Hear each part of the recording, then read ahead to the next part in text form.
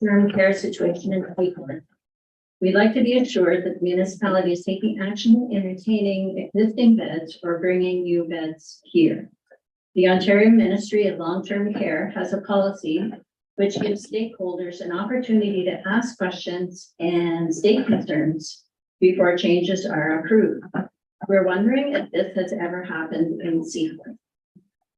I'll hold the reply for that for later and I'll continue. Yeah. It is our hope that you, our elected representatives, will lobby the Ministry of Long-Term Care to require Southbridge Care Home to provide Seaforth residents with this chance. We would also like to hear an explanation of what has happened to date, what the next steps are, and especially how we can help moving forward. Would you also be prepared, Your Worship, to support our Economic Development Officer, Carolyn Cronin, to pursue and attain a provider of long-term care and retirement living with the intent to build and operate a new facility for our seniors? There are community members here who would be willing to assist in this task, which is a very important one for the future of our seniors. I want to thank you for your time. Joyce is going to continue with a letter that she has written.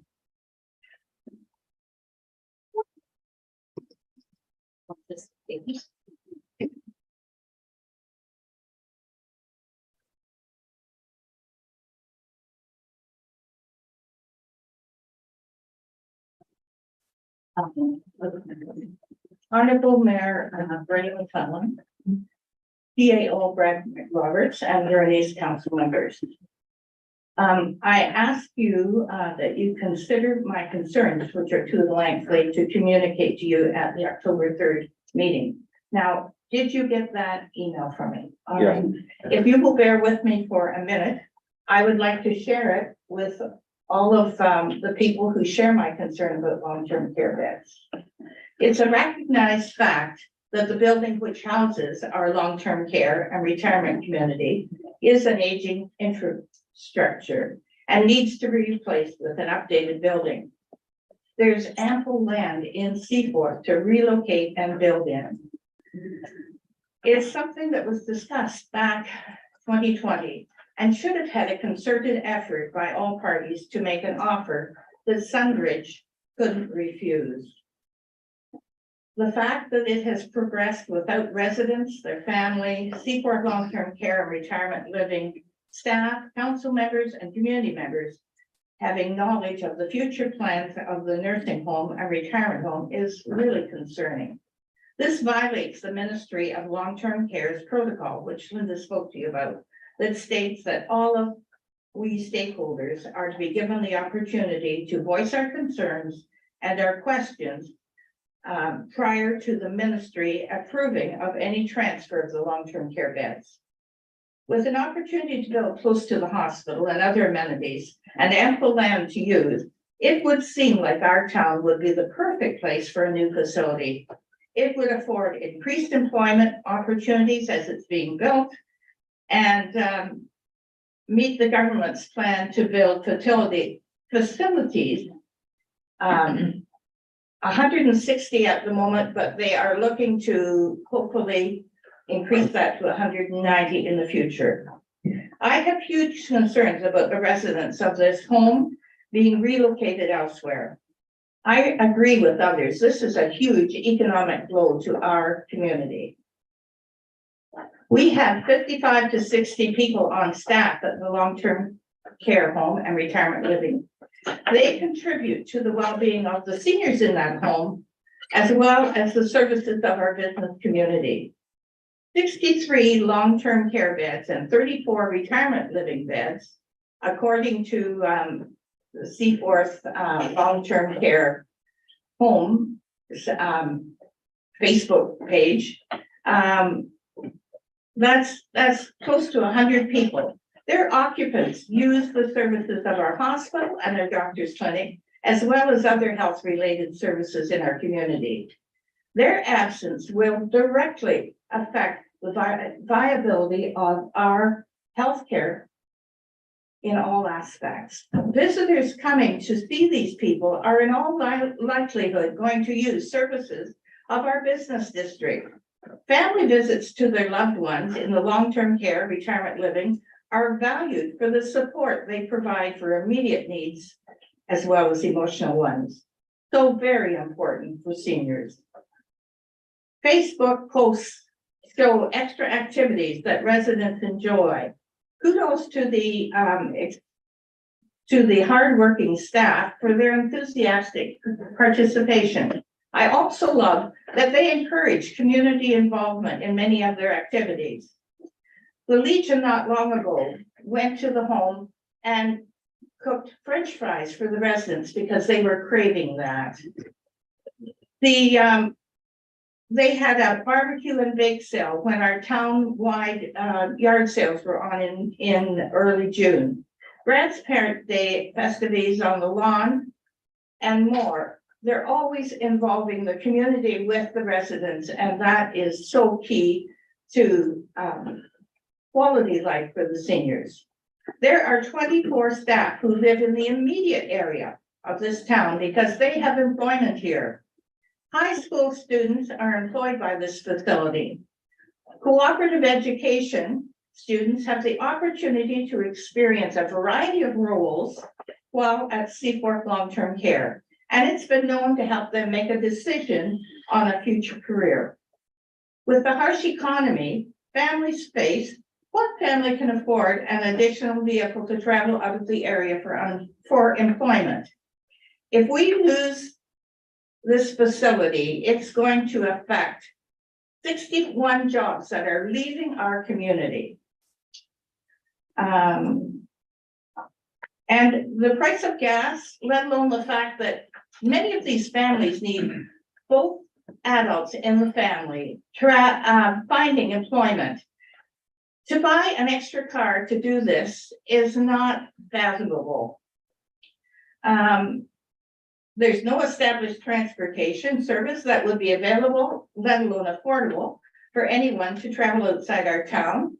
A lot of the work that is involved in Seaforth Long-Term Care is shift work. And you can imagine how difficult that would be to arrange rides out of town. Some people say maybe our society is going to have to go back to caring for their elderly family members in their home. That's not feasible when the economy drives the need of both adults leaving their home to make a reasonable living. I fail to understand how anyone cannot understand what a detrimental impact on our community this is going to be. We can't just throw up our hands and call our member of parliament, Lisa Thompson. We need to have the push from here. We care about our senior population. Our town is thought of as a retirement haven. Sometimes spouses or family members seek residence here, so they're close to their loved ones who require the support of a long-term care home. Seniors dwelling in a facility such as the Manor are more settled when they can have frequent visits from families and neighbors.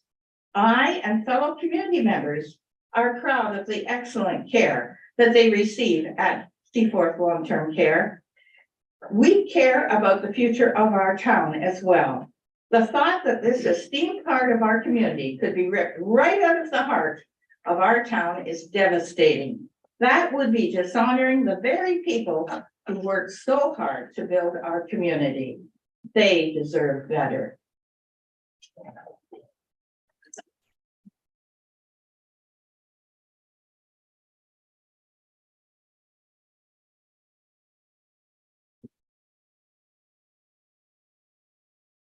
Question? Okay. I'm going to give you some harsh realities and where this all started. You said in 2020, and it might have been, I thought it was about 4 years ago that we originally met. And I think former member of council, Joe Steffler, Councillor Fisher, and myself were part of the group. We went with the doctors. We met with, I don't even know if it was called the Family Health Team at the time or whatever. We met up at the hospital. We met with Southbridge. And we had talked about, and at that time, they were talking about being willing to build a 128-bed facility. Unfortunately, it wasn't too long after that COVID started coming around, and it killed everything. Talks never happened again. Since then, when we became aware that Southbridge was building the new facility in South Huron, and certainly got some information on that. I've talked to Lisa. We've talked to Southbridge, the CAO and myself. We've had a couple of conversations. I understand why and how that one came about. And that one came about because of the fact that there was funding because of COVID, and the province picked up a big chunk of that as a one-time only that they were willing to do. And it was to meet with the premier's requirements of how much they were hoping to get done within a certain time frame. And the only way that even got funded, the funding it got, was because they had to have shovels in the ground of August of this year. We had met with Southbridge prior to that.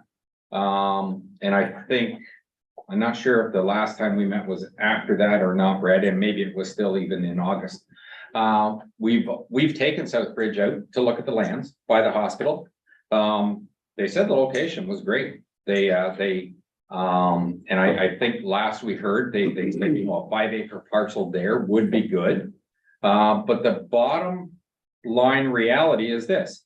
Lisa Thompson has assured me the province would be on board if we had someone that wanted to build one. The gentleman from Southbridge said, at least I'm taking him at his word, that Southbridge is the only supplier of that service in the province in the last few years that has built anything. And he said for them to go ahead and build a new home, the process they go through is that they, first of all, they need a location. There's no doubt about it. They need to know that they'll have the need for the service. And he says they actually put a business plan together because they don't have the money to do the work. They put a business plan together and then they take that business plan, and provided there's enough people that want to put money into it, that's how the project moves ahead. It's 100% private industry. And if the funding isn't there, they're just not going to do anything anywhere. Now, they did discuss with us a different type of model that they might be willing to do here, but it wasn't something that we're ready to go ahead and do that. It was that this is something that we maybe could put in this area. But is he ready to jump on board right at this moment? No. Now, I've had some conversations the last little while where, you know, at one time, could we get land? And then it was, yes, land's available. And then there was an offer that didn't make any sense. And we went back. And then I've even been told since then that the land could be donated. I've never had that confirmed to me directly. But if that's the case, that's great. And that would be a piece of the puzzle for Southbridge, because for them, it's dollars and cents and it's a business plan. If they can put that plan together, get investors to invest in it, they're going to do it. And if they can't, they won't. I can't stop them from leaving town, just like Goderich couldn't stop Champion from shutting down.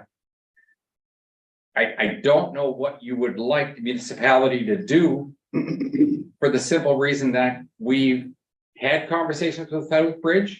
We told them we're more than willing to work with them if there's something that we can do to move things forward. And I have at least Lisa's verbal assurance that the province would be on board if in fact they wanted to build here. But it was certainly made pretty clear the last time we talked to Southbridge that it comes down to them and their business model about whether they would ever do anything or not. Councillor Chartrand. I think there's one thing that we can do. One of the rules from the provincial government as stated, and I'm going to read this again.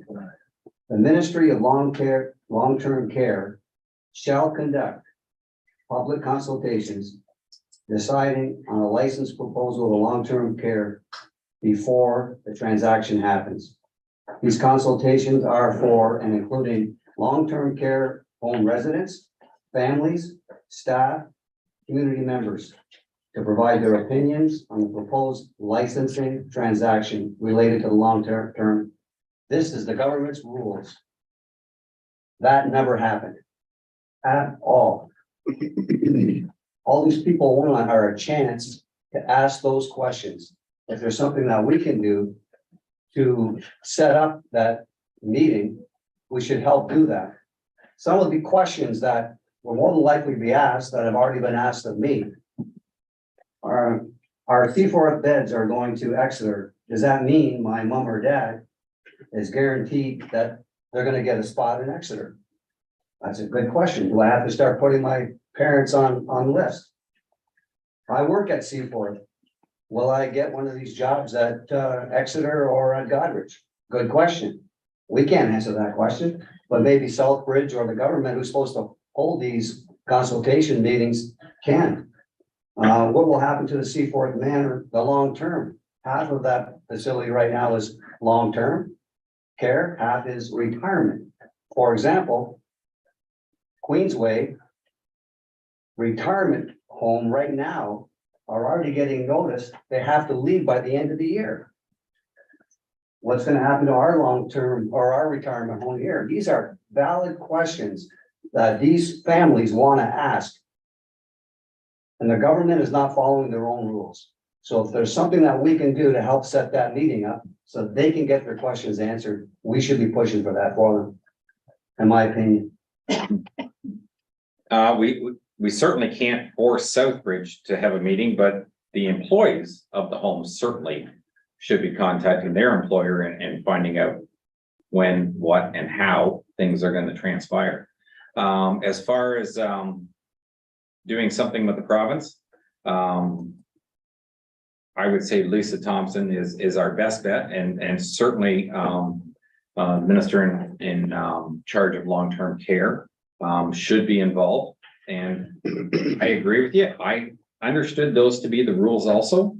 I'm assuming the province has already signed off on this because our last conversation with Southbridge, he had explained these beds were going, and the ones from Hensel were all going. It's in the same document. To Exeter. Yeah. So, which did surprise me, because when we met 4 years ago, I was under the impression that you couldn't move beds from one facility to another. That was certainly my understanding when we had our other meeting in Southbridge. Yeah, and if the province has changed the rules and not updated that, I can't respond to that, or whether they just didn't care about the rules and just gave the okay. We can certainly see if there's a possibility of having a meeting with two ministers and get them together for you. I can't guarantee that we can force them to do it, but we can try. And as far as having Southbridge themselves meet with the employees or residents of the home, I would say the employees should have a lot better pull of getting their employer in to have a conversation than we would. I found that the employees feel they're in a delicate situation and they don't want to do anything to hamper their employment right now. And I agree with them. But this thing about it just being Southbridge, pardon me. I looked up different providers of long-term care.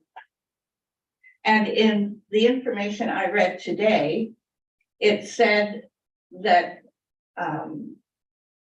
the community can go through the process of establishing a new home if they have a new licensee that wants to do it and they are connected with a reputable provider of long-term care. So we're not stuck. We just need to push forward, make a lot of contacts and make it happen. I'm gonna ask the question. So are you asking that Huron East get into long-term care program? I would love to see that. I know that's maybe a big wish, but the ones that are not for profit are the ones that are community based.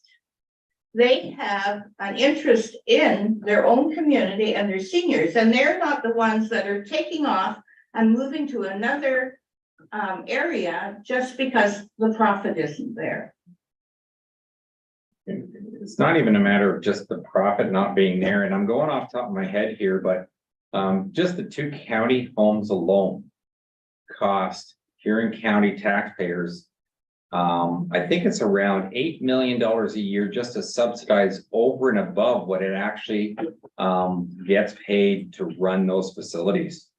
If you're talking about getting into a project that would literally bankrupt everybody in Huron East if we were trying to get into a business like that. Well, how can Mitchell do it? How can Zurich do it?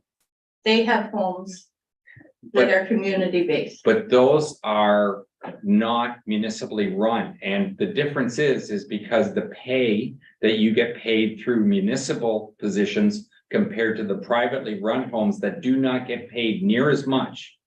And that is the biggest difference that goes on between those homes. The actual standard of care is no different. You even talk to the staff at Huron County, they say they meet the requirements of what's required by the province, just as Blue Water Center does also. But it's the pay for municipal employees, what they get compared to what the private homes get. But if we were running it as a municipality, we have to pay municipal wages. We don't have any choice. I still think it is one of the most important things Huron East could do, especially Seaport. We can't afford to let this leave our community. We're a retirement community, a perfect fit for a long-term care home and retirement living. The only thing we have going against us is an old building, and the government was keen as can be to rebuild new homes. And it even said that the government was committed to supporting new homes that perhaps aren't filled to capacity. And I'm not sure what their level of support is for those homes that are not built to capacity. I don't know what I'm getting at there. You know, other communities, this is happening all over. And they're not shirking their responsibility. They are looking after their seniors. They are looking after the communities and keeping a workplace in the community. See, and I was actually surprised when Lisa Thompson told me that she was on board and was happy to help support and push this through if Southbridge wanted to go ahead with the project. Because according to the province, and Lisa did confirm this to me again this year, is that the province considers our area actually over-serviced for long-term beds. And yet there's a 9-month waiting list for the manor. I'm not disputing that at all. The unfortunate part is though that through CCAC, when you get put on a list, you don't always get sent even to your own area. I realize. Yeah, so like there's a lot of bad things in the system that work. But according to the province, we're actually not even considered in need of having another home, which kind of shocked me that South Huron got theirs. And Goderich got theirs. Why is that? Well, Again, because they're replacing an old building that isn't up to standard. Goderich got theirs prior. The approval came through even before COVID had happened. Goderich got theirs. The fact that South Huron got theirs, we were told from Southbridge, the gentleman that Brad and I were meeting with, was that if the province hadn't stepped up with the funding that they had got, and I don't want to get into the numbers because I'm not sure it's my place to speak, but it was substantial. And if it hadn't been for that, they never would have built the one in Exeter either. Is Joe allowed to speak? You're not supposed to, just because a delegation is supposed to be the presenters and council. What do you got, Joe? Thank you, Your Worship. I was on the committee back in 2020. You, Your Worship, And Bob. Councillor Fisher were at the meeting when I asked Keith McIntosh about transferring the beds from Queensway and Hansel to Seaport. They had already committed to us that we could. And their answer was, Keith McIntosh, we can't transfer beds. Kelly Buchanan from the Family Health Team has written to Southbridge at least 3 or 4 times because I wouldn't shut up at the meetings about it. And we've had not one word back from Southbridge. Now, that's a pretty damn poor business thing if you can't answer a letter. So we are, and you were at the meeting, your worship, we offered them 2 acres of land, and the guy said it was going to be 2 tiers, going to build a horseshoe and whatnot. And they accepted our offer, 2 acres. Then I heard through the grapevine that they needed 5. We brought it up again. There's 5 acres up there. They need 60 acres that's up there too. So I don't know why they want 60 acres. Do they want 5? That's fine. So it's very confusing to us on the family health team to sit and listen to on the street that we're not getting it. We don't know. We've never had a letter back from Southbridge. Never a letter back saying your offer's not accepted. If I offered you 5 acres of free land, would you, and I wrote a letter to you, would you not say to me, I'm sorry, I don't want that offer? You know, Southbridge, they're a big business. I give that. But they're not in the nursing home business per se. They're a real estate company out of the UK. Is where they're originating from. It matters less.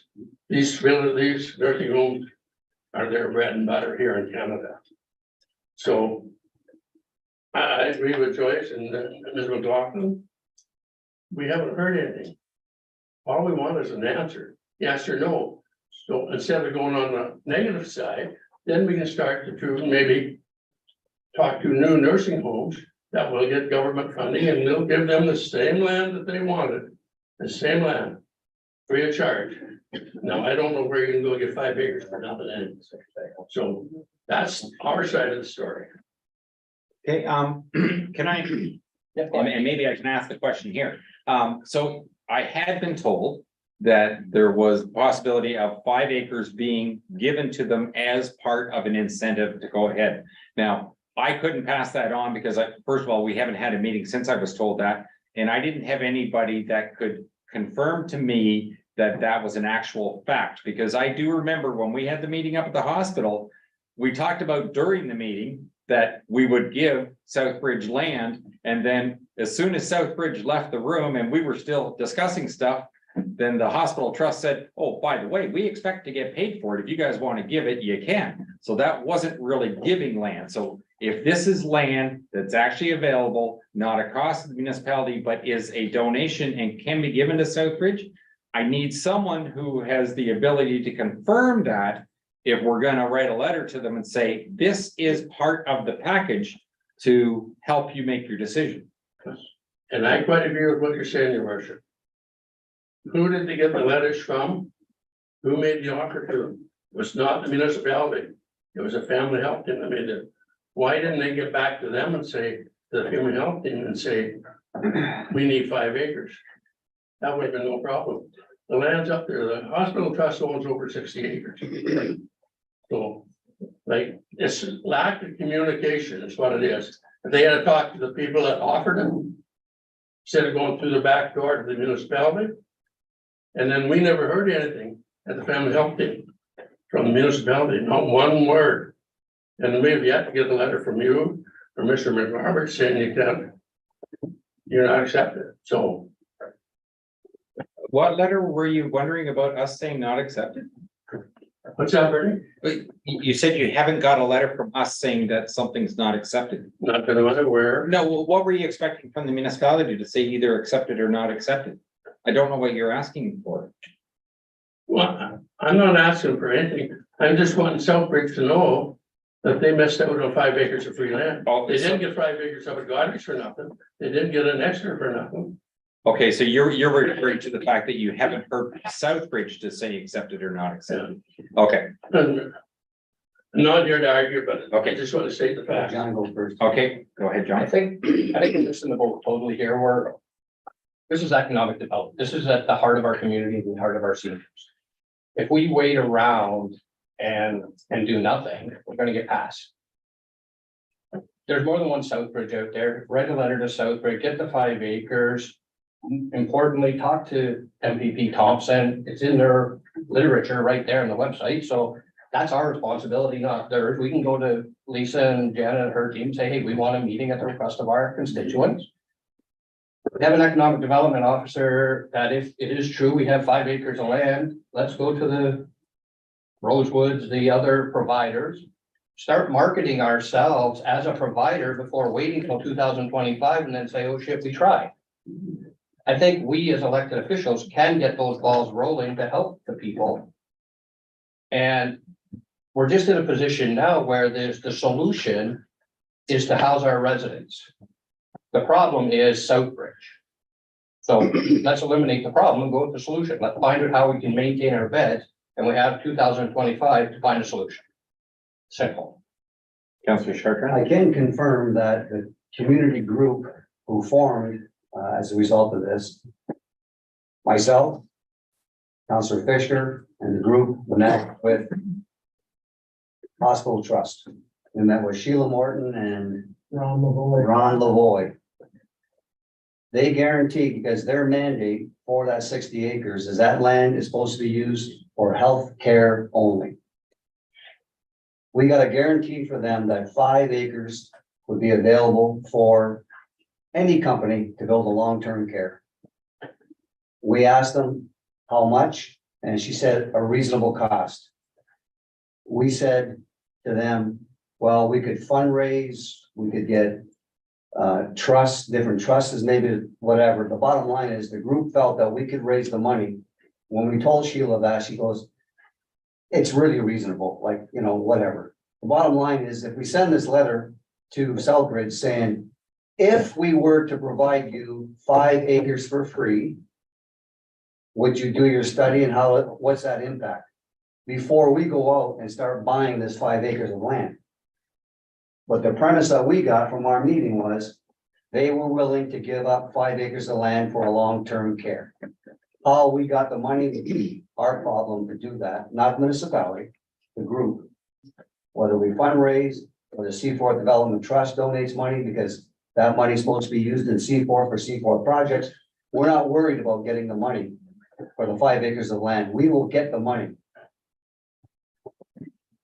Mr. Vincent sent a letter on behalf of the group to Southbridge and to the Minister of Long-Term Care. We also attached the letter that we sent to Southbridge to the Long-Term Care Minister's office. Southbridge has had that letter now for 3-4 weeks. We have not heard a single word. All we asked was, could you please meet with the group so we could get the dialogue going? Make them aware that there's 5 acres available. And I mean, my God, if they're gonna do a cost analysis, if I'm gonna give you the 5 acres of land for free, wouldn't you think that would be an impact on the cost study? So that's all these people are asking for, is to get the ball rolling. Go ahead, Brent. If I could seek some clarification from council from that standpoint is, what is it that we're being asked as? Can you speak up? We can't hear him back here, please. Well, I'm speaking to my council, so my question is to council is that, what does this group want us to do? And if we're gonna be part of a process here, then we need to be part of the communications as well. So I struggle a little bit because at one hand, at one point, as CAO, I was told to get my nose out of the business and stay out. We're in the process of trying to work with Southbridge. So I think we're getting different messages from different people. And quite frankly, I've not seen any formal letter other than what Councillor Chartrand shared with me in terms of this process. So if we're going to be partners and you want the municipality to help, we got to be partners in that process, right? We can't be, if that's what council wants to do, but to sort of say, do something, but then stay out of our way, they don't go well together. So I'm looking for some direction from council. I think what you're getting confused with, Mr. CAO, is nobody asked you to stay out of the way. When we met with the C4 Hospital Trust, they said that they would rather meet with Southbridge personally rather than meet with the municipality. That's what they said. That doesn't mean they didn't want your input. they wanted to meet with Southbridge themselves. I'm gonna say I certainly took it a different way. Southbridge seemed to want to talk to us. The hospital trust left us certainly with the impression that if there was going to be a discussion about land, they wanted to do it direct. They didn't want the municipality involved at all. Well, that's not what we got in our meeting, but I was not at your meeting, so. Okay. Okay.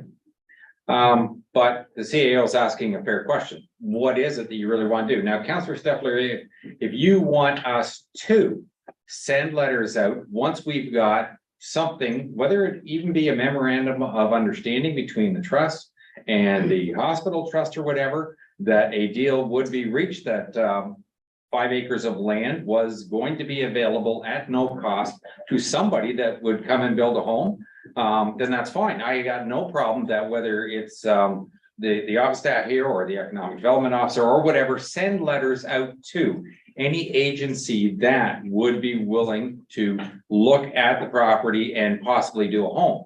If you're talking about asking our economic development officer to work on a project like this, we did not hire a person that is supposed to be having those types of capabilities.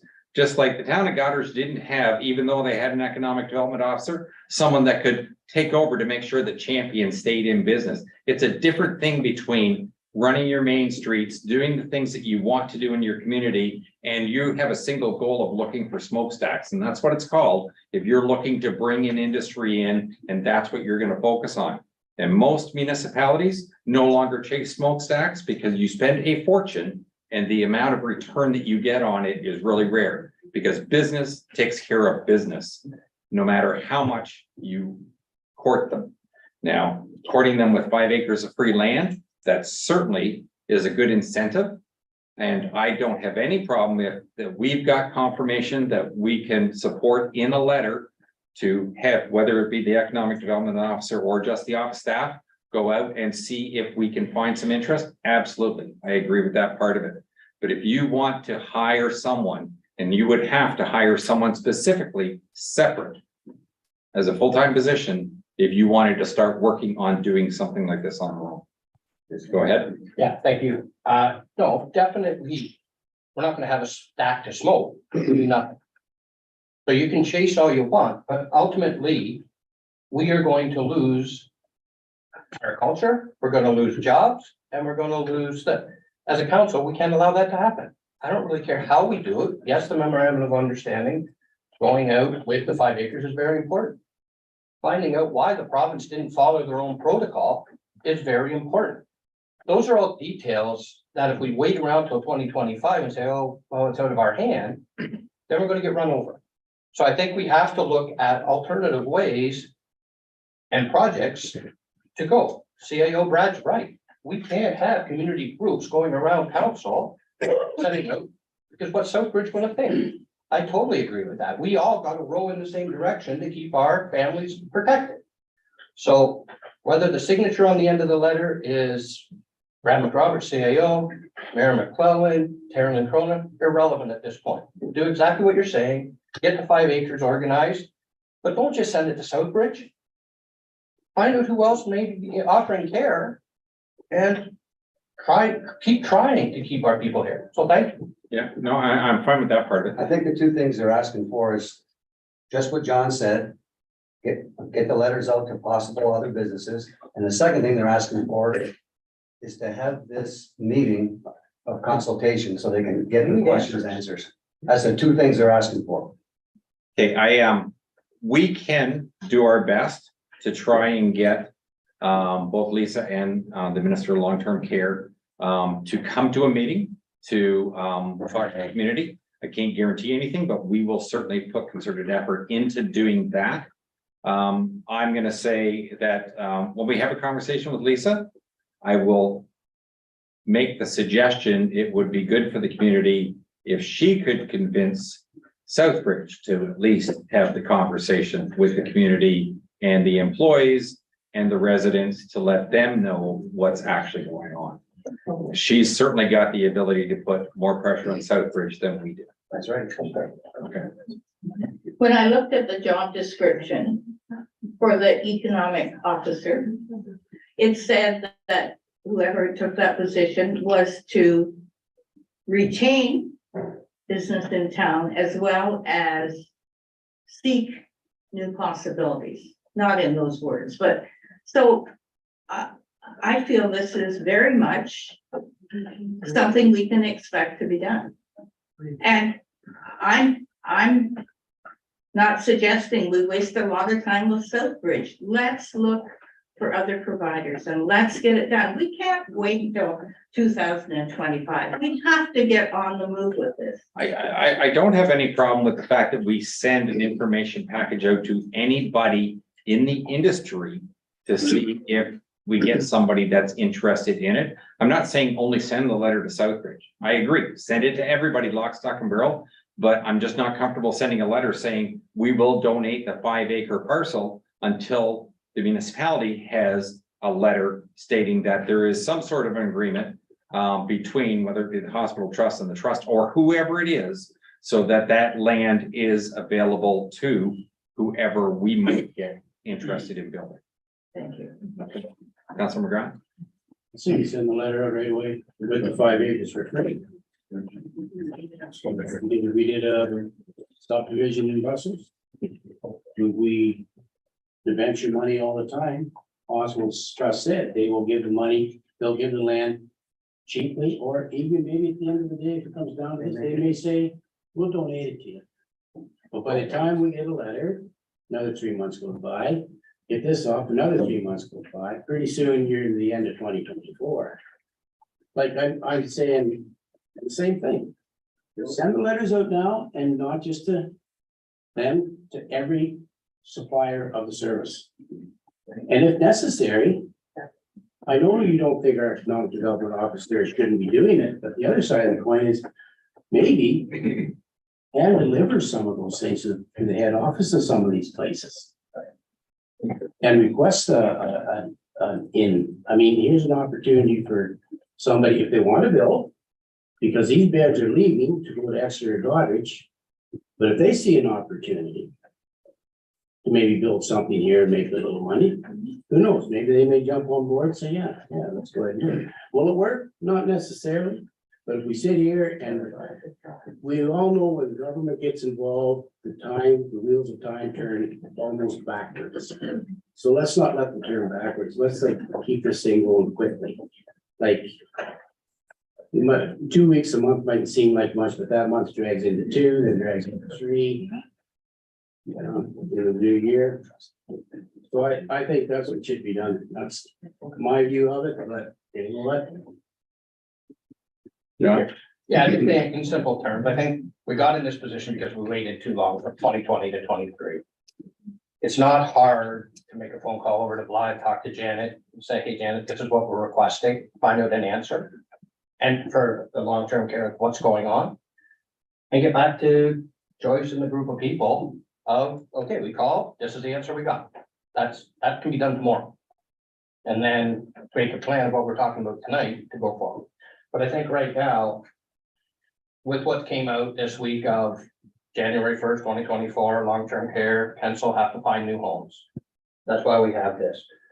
We got a piece of paper that Ray brought that's on the government website, public information. It's a simple, hey, we need an explanation on this, can we meet? And then we can let them know tomorrow what the answer is. Yeah, it's there every day. So that can be, Brad can make that phone call. Janet can ask the question, whether she gets the answer Right, that but day just or we can give not. a feedback to what's going on, we handle. Yeah. Thank you very much for your presentation. And as soon as we've got something that we can move forward with, we will make sure that it gets shared with the group. Thank you.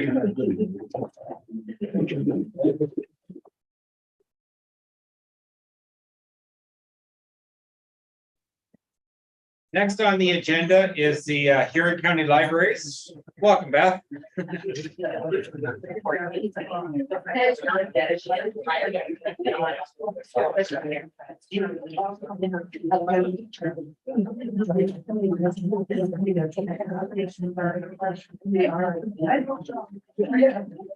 Yeah, just wait a second. You're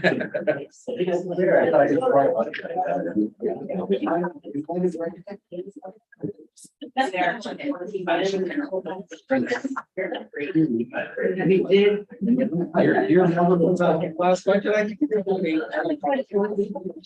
Yeah. That sounds familiar. It's a lot more than most people believe. Oh, for sure. Yeah, I bet. And it's the same level of service you get at private. More involved in between. No,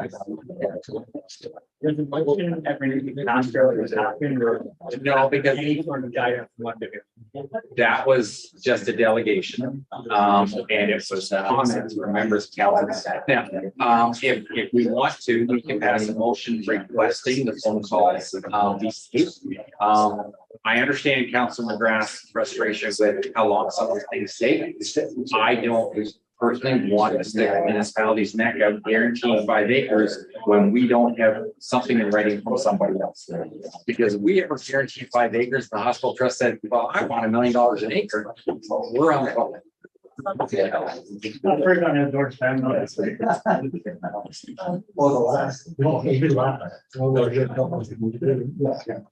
Okay, I think you got the floor, Beth.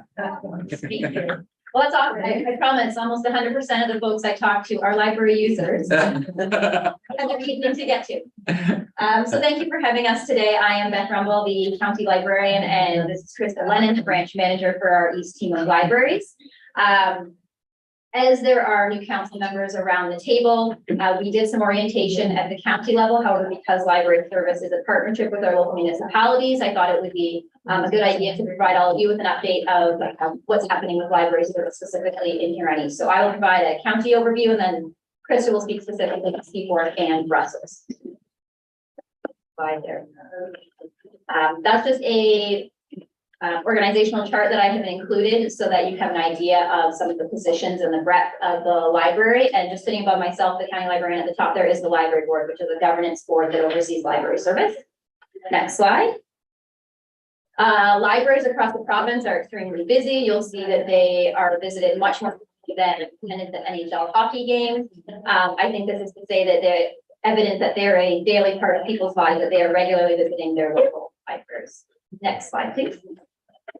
This is a 1-minute video that just provides a really excellent overview of library service. It's also available on the library's website if you ever want to share it with someone else. Sorry, I'm just gonna make sure my sound is up on my computer. Don't know where it is.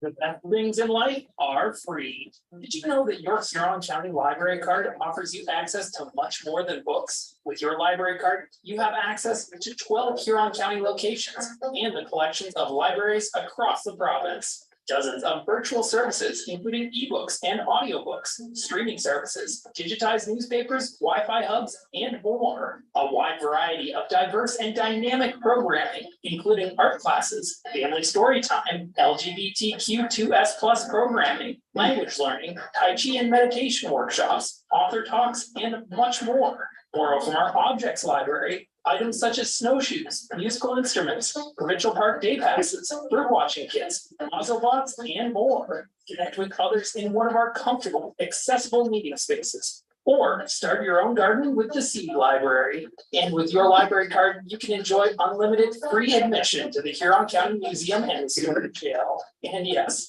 we have books too. It's all available for free at your local Huron County Library branch. Visit us in person or online today. Our friendly staff are eager to hear from you. HuronCountyLibrary.ca. Now find free. On things in life. Sorry. The next slide includes some statistics from Huron County Library in 2022, things like over 350,000 items borrowed. And the statistic I really like to point out is the fact that we have over 17,000 library card holders. When you think about the fact that there's 60,000 residents in the county, and oftentimes households use one card for multiple residents, that there's a lot of folks throughout the county that are utilizing our services. Next slide. We like to highlight that Huron County Library is a leader. We've been recognized both provincially and locally, whether it's digitized newspapers, accessible service, or excellent programming. We really strive for service excellence in all that we do. Next slide.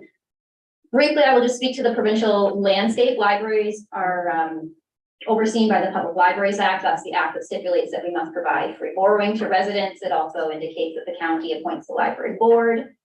We are part of the Ministry of Tourism, Culture, and Sport. We receive an annual public library operating grant from them. I should note it makes up less than 2% of our funding, and it hasn't increased in many years. And then there's also the Ontario Library Service, which is an arm of the Ministry of Tourism, Culture, and Sport, and it exists to enhance cooperation and collaboration between Ontario libraries so that we're really utilizing efficiencies between all the libraries across the province. Next slide. This speaks to the partnership that we have with yourselves, municipality. The County of Huron provides the staff, the equipment, the furniture, the materials, and library service. And then the municipality provides the building, which includes maintenance, cleaning, security, and utilities. So it really is an important partnership to provide that service to residents. Next slide is the Huron County Library vision, which is that the library is an inclusive and vibrant community hub. It builds community, enriches lives, and fosters creativity by providing access to information, skills, and ideas. And we go about that in several ways, one of which is celebrating diversity by being welcoming to all. Providing opportunities for social connections, being that free third space for social bumping, lowering economic barriers through our free services, including being fine-free, and providing opportunities for learning and entertainment. And last thing I will speak to on the next slide are some of our key initiatives. We have our Library Transforming Communities, which is where we look at the community's key aspirations and concerns, and really as libraries as agents of positive change in their communities. We are also nearing the end of the development of a new strategic plan that will hopefully be finalized in the coming months. We are rolling out library lockers, which enhance access to library holds after hours, and also continuous refreshes of our space. So while the municipality does the building envelope, doing things like furniture and shelving and those types of things to make sure that the spaces are fresh. And I'm going to pass it over to Chris to talk specifically about Seaforth and Brussels. Thanks, Beth. Thank you. I'm Krista Lennon with the East team, and I'd like to introduce our team as well as some of the things we do. Next slide, please. So when I was practicing this, I was practicing in front of the mirror and I had control of the slides. So I'm gonna have a little bit of a stroke with that. So in Seaforth, we've got Jeanette Finnegan and Minnie Fan on the team. Next slide, please. And Brussels, Megan Foxton and Beth McDonald, but we work in either branch, so you can see us moving around. Next slide, please. Huron East is fortunate to have two community libraries, which have been serving the community for over 100 years. Next slide, please. We see people coming back to reminisce about their time in the library, as well as library tourism, people coming just to see those buildings. Next slide, please. It wouldn't happen without the hard work of John Hill and his skills, and Charlene Dietrich and Colin McNaughton, who keep the space clean and welcoming for our visitors. So thank you to those staff. Next slide, please. We do an annual fundraiser. It's a book sale, and it coincides with the town yard wide sales in both Brussels and Seaforth, but we have an ongoing sale. If you need a book, you can come into the branch and pick one off the cart. That money is used for, next slide, please. Offering opportunities like Trash Theater, who did a workshop in mask making with kids. Next slide, please. Or the Burial Magic Show at the March break, where we had a library full of people. Next slide, please. The fundraising also goes to buying educational and developmental toys for people to use while they're in the branch, and they get well used. Next slide, please. For children, we have a monthly themed passport. There'll be a scavenger hunt that's themed, a craft, coloring pages, and activities. And if you participate, your name goes in a draw and you might win a gift certificate to a local business. And this is one of our winners. She's holding her passport. Next slide, please. We also do class visits, and we've had a number and they're increasing. This is the Seaforth Public Library School kindergarten class who's come for a tour of the branch. Next slide, please. For adults, we offer tech time, so if you have questions, tech questions or questions about your digital device, come into the branch, we'd be happy to help. That's Monday, Tuesday, Wednesday, 2 to 4, and Seaforth and by appointment in Brussels. Next slide, please. We also offer traditional library service, so we have our book clubs in both Brussels and Seaforth. Next slide, please. We are a community hub. So we see people from age 0 to 100. And we are one of the few indoor public places where we're consistently open. So we see a lot of people. So we become that hub of the community. And these are the things we do for community. Next slide, please. We attend meetings. So we gather information and we share that information and thereby help with that community connection. Next slide, please. We also partner with local organizations, and we partner with both Ag Societies and Seaforth and Brussels to offer fair craft days. And people came into the branch, created their creations, entered them into the fair. And it was a wonderful partnership. We probably saw 100 people into the branches on those 2 weekends that we offered it. Next slide, please. Just Seaforth partnership. We also encourage community members to share their talents and skills. We had a community member in Brussels who has an interest in local history who offered to host Remember When. So once a month, people come together at Brussels and they share their stories and oral history. And next slide, please. We also partnered with the local immigration partnership to host Meet Your Neighbor Night. And thank you, counselors who came, Justin Morrison, Bob Fisher, and Jeff Newell. It was great to have you there to welcome our newest community members. So this is Seaforth. We saw 40 people at that event, as well as 40 people at the Brussels event. Next slide. And we hope to make this an annual. It's just a way of welcoming people to the community. Next slide, please. In Brussels and Seaforth, there is not an early on center. So the library offers space to the early on organization, and they provide programming for children ages 0 to 6 years of age. Next slide, please. We also partner with the Canadian Volunteer Income Tax Program, and we have volunteers that come to the branch. Last year in 2022, 77 returns were completed by volunteers in Huron East, resulting in a return of $225,000. Got the number. I'm a librarian. So we did realize some money, and that went back into to local community members and the local economy. Next slide, please. Next slide, please. Next slide, please. I want to save you time. The library is also a place of community engagement. When the question was, what should we put in the Seaforth mural? We had a survey. We took 60 people's responses in the survey, shared it with the BAA, and it helped inform the mural that you see today.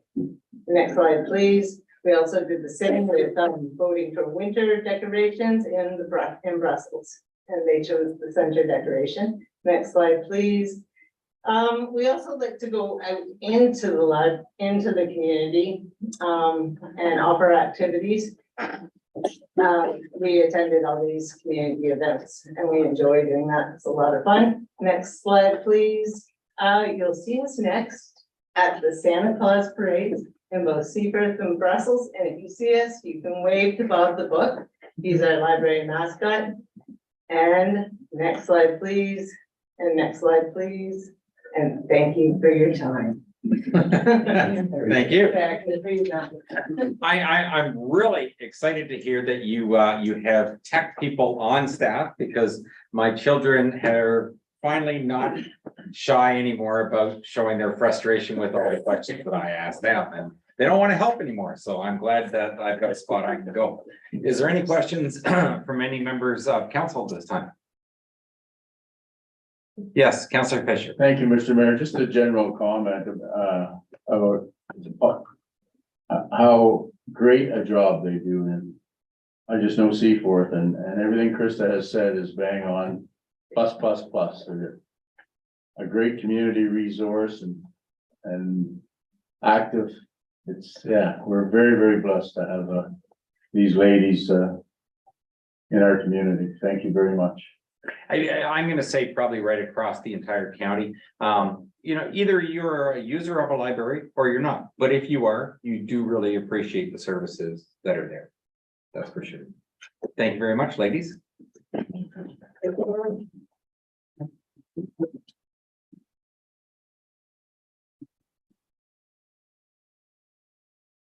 Official plan amendment 16 and zoning bylaw amendment. Shay, welcome. Oh, did I miss something? So we just need a motion to go into the public meeting for the Oh, official plan amendment. okay, no. Moving a seconder to go into Councillor Fisher and Councillor McGrath. That the council of the municipality of Huron East adjourn the regular meeting of council at 7:07 PM to go into a public meeting to discuss the following. A, official plan amendment 16 and zoning bylaw amendments Z09 2023. All those in favor? Carried. And can I get a mover and a seconder for the agenda? Councillor Deal, Councillor Dalton, that the agenda for the public meeting dated October 3rd of 2023 be adopted as circulated. All those in favor? Motion carried. Is there any declaration of pecuniary interest for this portion of the meeting? Seeing none, thank you. Clerk to read the public meeting provisions. Yeah, so under the following provisions contained in Ontario Regulation for 54506, section 5115. One, if a person or public body would otherwise have an ability to appeal a decision of the council of the municipality of Huron East to the local planning appeal tribunal, but the person or public body does not make oral submissions at the public meeting or make written submissions to the municipality before the bylaw is passed, the person or public body is not entitled to appeal the decision. And two, if a person or public body does not make oral submissions at a public meeting or make written submissions to the municipality before the bylaws are passed, the person or public body may not be added as a party to the hearing of an appeal to the tribunal unless in the opinion of the tribunal, there are reasonable grounds to do so. So now we can hand it over to Shay. Okay, thank you. Welcome.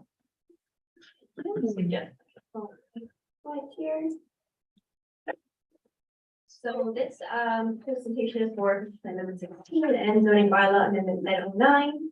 The subject property is 51 McCutcheon Drive in Brussels, and the applicant and owner is Bridget and Hubert McKayan.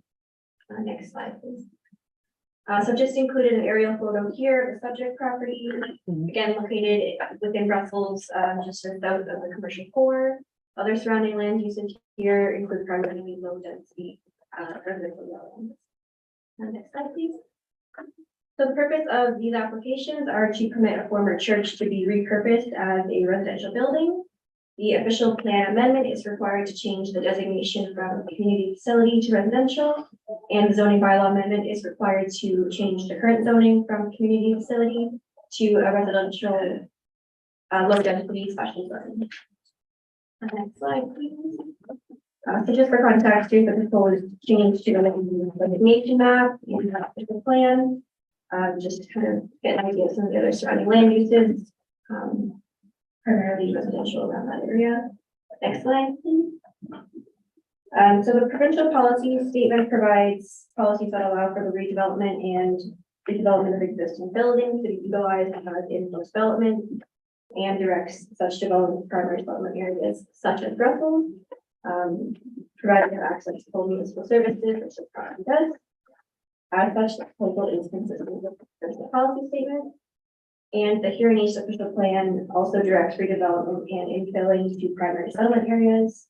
The proposal meets all of the intensification and primary settlement area policies of the official plan. Next slide. So included here is the proposed key map change to low density residential zone. The subject property is 1,058 square meters, which meets the minimum size of an R1 zone. Next slide, please. So the special zone will recognize that the existing building is deemed to comply in regard to the exterior side yard setback, which is like we should. All other provisions of the R1 zone will comply with the zoning bylaw. And the building is proposed to be converted into a single residential unit and will utilize this existing driveway just to the east of the lot. The property is fully serviced by water and sewer, and municipal staff have reviewed the existing pipe size and confirmed that they'll be adequate to serve the proposed use. Next slide, please. Site photos of the building as it exists. The applicant has noted that they don't propose to have any major changes to the exterior of the building to maintain the historic heritage feel of the building. And next slide, please. No other concerns were raised by members of the public, agencies, or staff. And as such, it's recommended that council adopt the official plan amendment 16, the Huron special plan, and forward to the county of Huron for approval.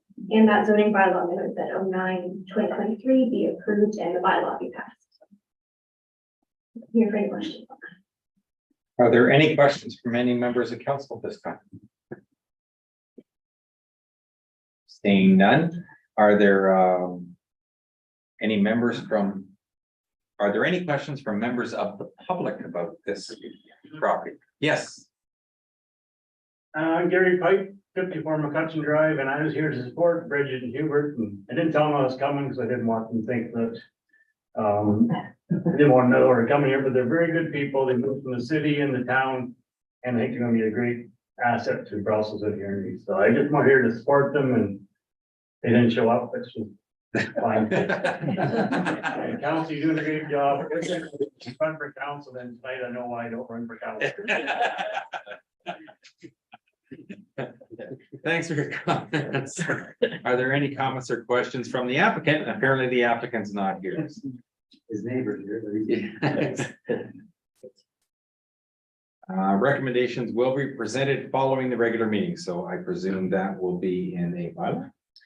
So once we leave this meeting, we go back to regular to go into the public hearing, and then the planning matters of our regular agenda will have the recommendation. Okay.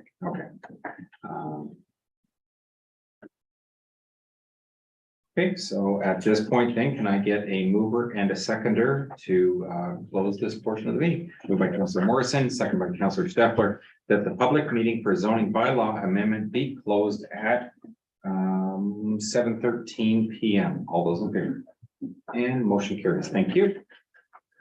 And now 8.4 Committee of Adjustment. Now, I realize the deputy mayor already put his declaration in. It doesn't list one here. Should I, because we're opening up a separate portion of the meeting, should I be asking for declaration again? I believe you will again down, just once we go into the public hearing, there'll be another adoption of that agenda and another call for declarations. The deputy mayor may choose to do that again at that point as well. Yeah, I didn't think so, but let's think. Where's here? Yep, so we go in the meeting. Normally there would be one here. So just put one right here. Okay. Can I get a mover and a seconder to go into a public hearing, please? Moved by Councilor Morrison, second by Councilor Chartrand, that the council of the municipality of Huron East adjourn the regular meeting of council at 7:14 PM to go into a public hearing of Committee of Adjustment to discuss the following. A minor variance application MB 08-2023 for 42,663 Graham Road, Brussels. All those in favor? And motion carries. And can I get a mover and a seconder for the agenda? Moved by Councilor Wilby, second by Councilor Dalton, that the agenda for the public hearing of Committee of Adjustment dated October 3rd, 2023 be adopted. All those in favor? And motion carried. And is there any declaration of pecuniary interest for this portion of the meeting? And Deputy Mayor, as earlier, has re-indicated. Thank you very much for that. And at this point, we turn it back to, oh, did you have something to read for this portion It's also? the same as the last one, so you can turn it over. Okay. Go ahead, Shay. So quick overview for minor variance MV 08/2023. Owner and applicant here is Dave McClory, and the property location is 42663 Graham Road. Next slide, please. So included here is an aerial photo of the subject property. So we're located just within the south portion of the settlement area of Brussels. The property here is currently vacant and the owner has indicated plans to construct a single detached dwelling as well as the shed proposed for this variance. Next slide, please. So one variance is being requested for this development, which is to increase the maximum height for an accessory building from 5 meters to 6 meters. The subject property is zoned low density residential and designated residential in the Huron special plan. No concerns were received from staff, neighbors, or other agencies at the time of report submission. Next slide, please. So the applicant wishes to construct an accessory shed consisting of 3 bay doors, seen on the left photo there. The building will be used for personal storage, including the storage of a motorhome. And circled in red on the photo to the right there, which is the location of proposed shed on the lot, which will be located in the rear yard. And next slide, please.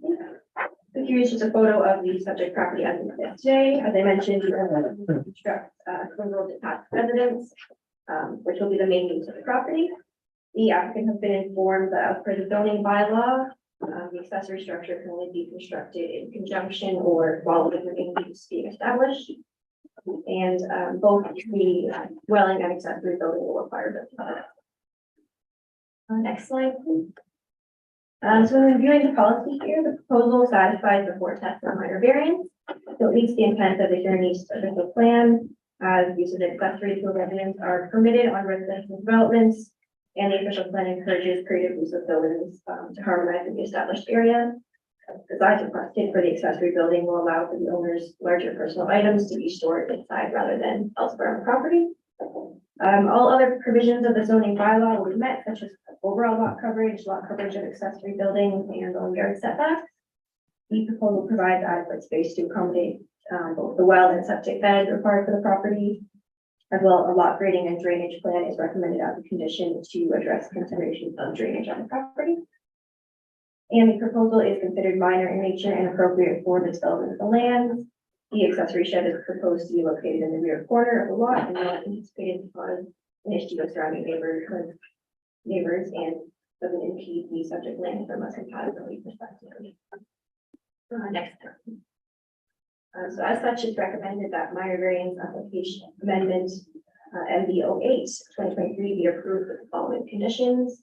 So the standard condition of 18 months approval, that the proposed accessory building be constructed as per the sketch submitted, and that a lot grading and drainage plan be prepared to the satisfaction of the CEO.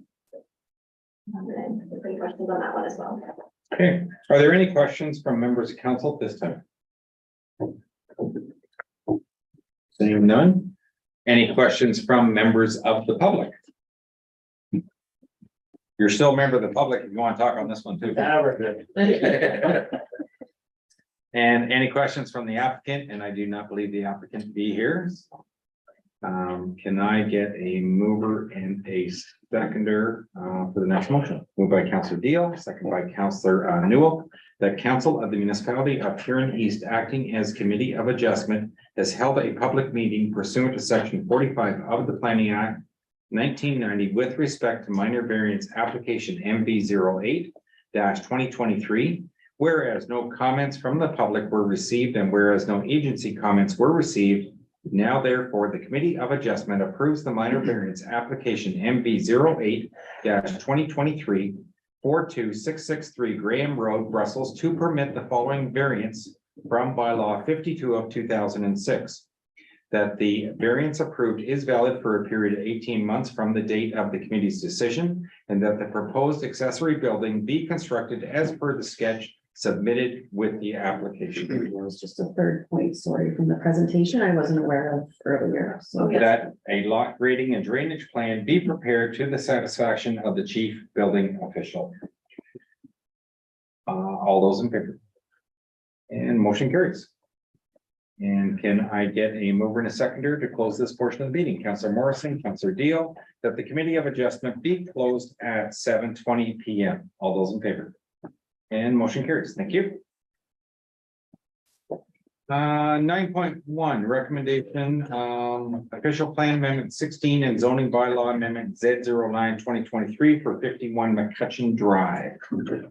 So this is the recommendation from the first public meeting that they just provided to us. Okay, mover and a seconder, please. Counselor Deal, Counselor Morrison. Whereas the council of the municipality of Huron East has held a public meeting pursuant to section 17 and 34, paragraph 12. Paragraph 12 of the Planning Act 1990 with respect to the proposed official plan amendment bylaw 71 of 2023 and zoning bylaw 72 of 2023.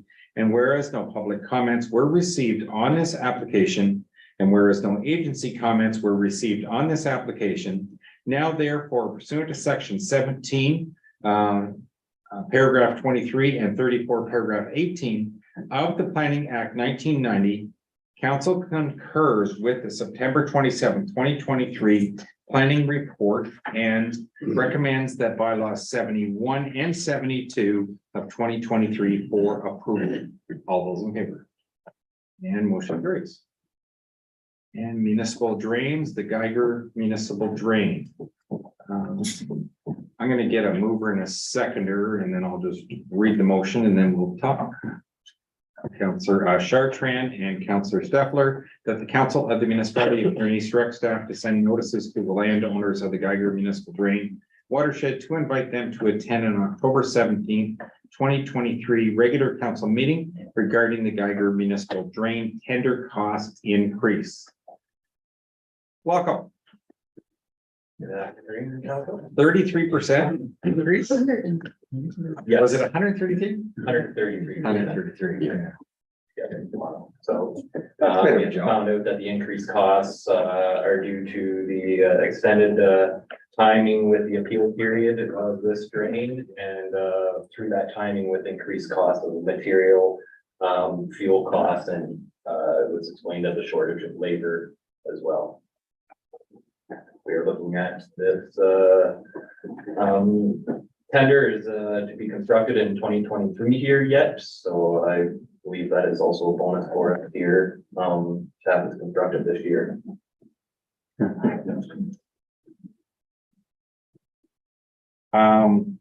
you want me to provide an overview of the options that council has? Well, there was three of them. One was, we could just carry on. One was, So the first option, Yeah, go ahead. sorry, regardless, we have to invite landowners to the next council meeting as per legislation, especially since there was a petition, which is what's causing the need for the landowners. It's our purview if it were to be the section 78 an improvement. But since there is a petition, the landowners are required. At that point, again, we'll discuss how there was the increase with the reasons as to why there was the increase. And then at that point, council would have the option after hearing from the landowners to accept the bid of one of the tenders, which I think at this point we're leaning towards Robinson Farm Drainage. Option 2 was we can get the engineer to go back and reissue the tender. So that would include more increased engineer costs for that. And option 3 is quashing the bylaw, which is pretty much we pay for whatever's done to this point and date and it goes no further. Deputy Mayor. Thank you, Mr. Mayor. Through to Ken. Ken, is there much expense if we were to retender? I know we're only guessing at this point here, because maybe landowners want to carry on with it anyway. But is there really that much cost to just to say, no, we're not going to do it this year, providing what the landowners tell us? I believe that the prices have risen from what the engineer's cost estimate was. I think that they would probably see the same result in tender pricing. And one other thing is I think that we will probably not get the construction timing.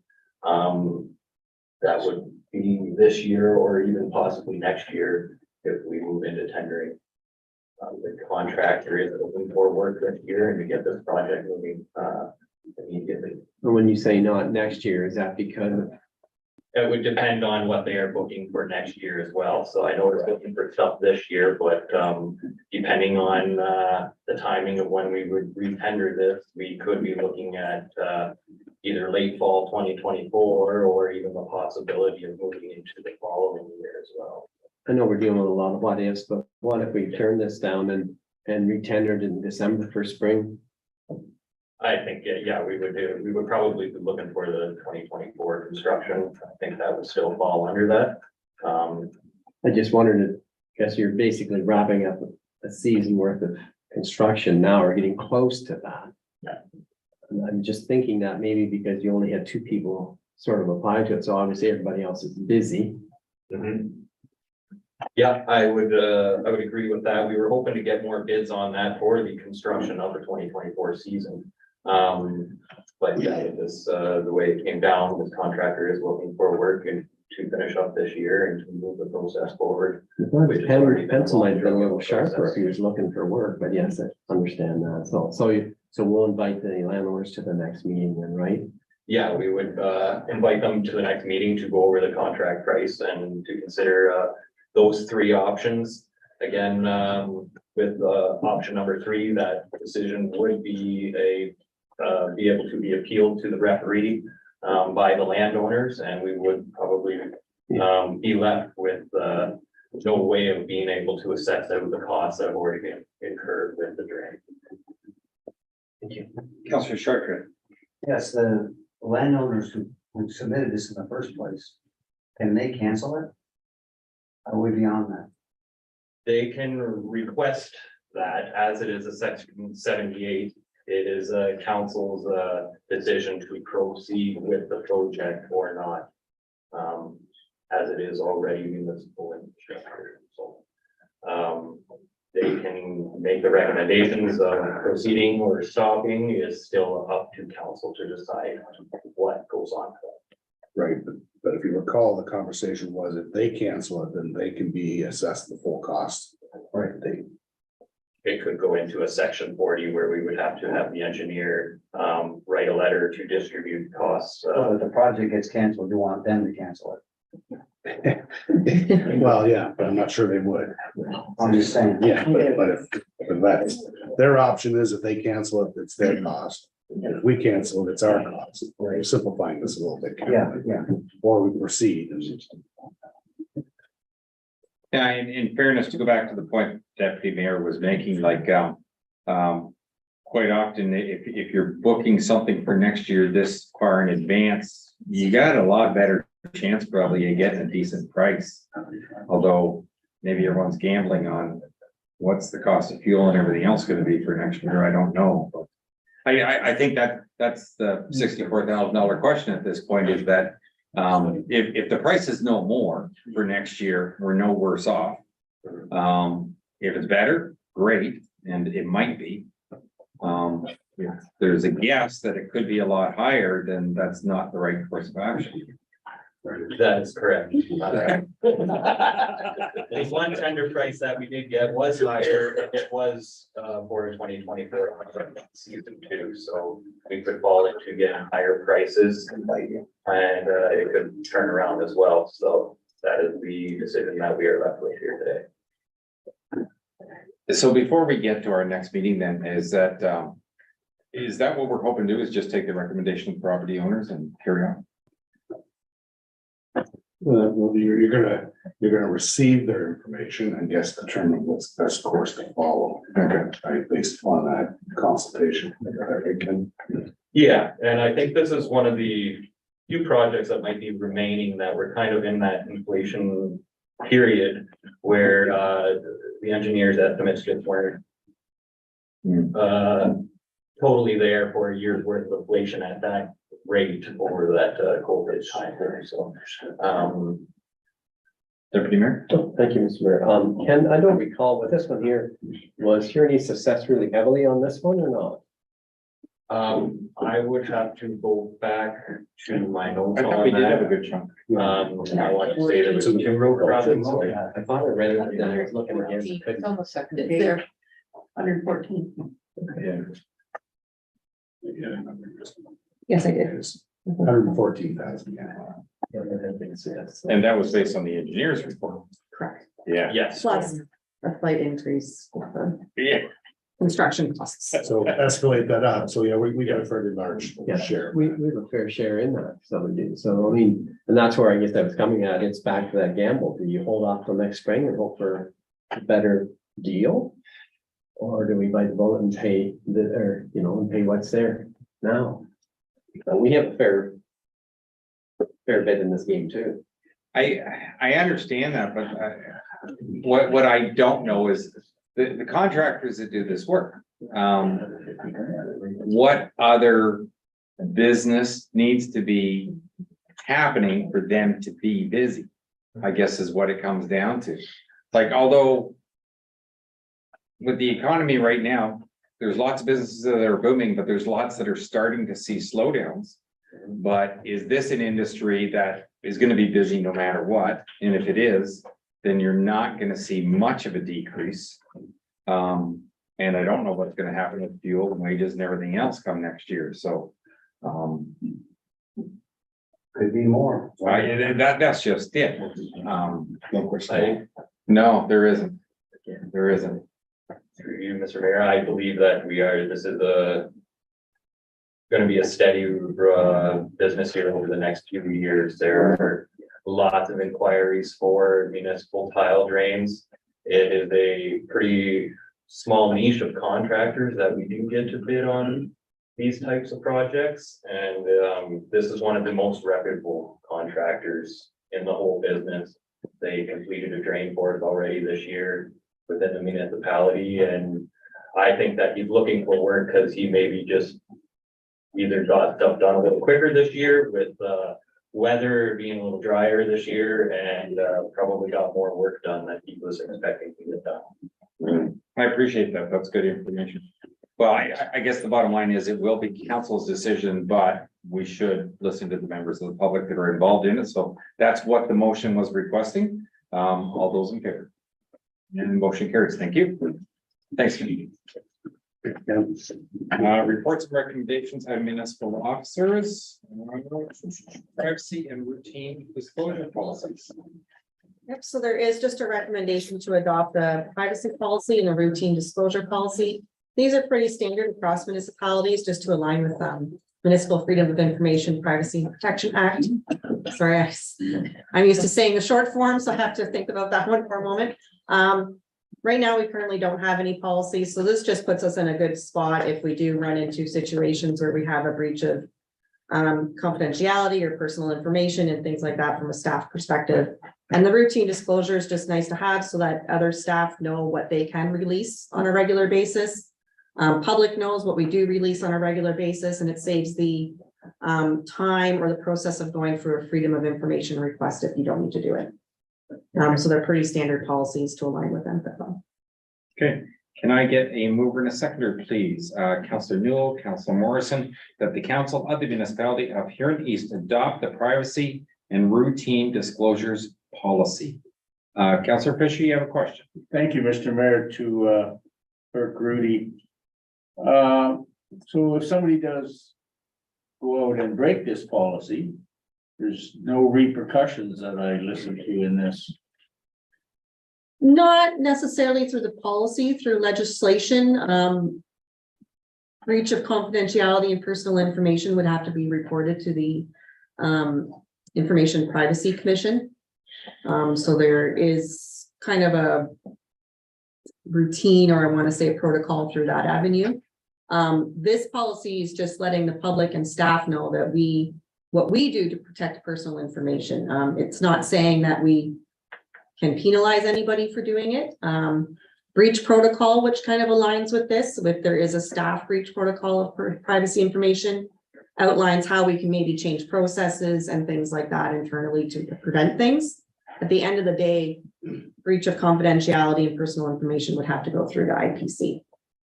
We can't do anything ourselves, like automatic dismissal or something. Well, we could from a staffing perspective, if it was that serious.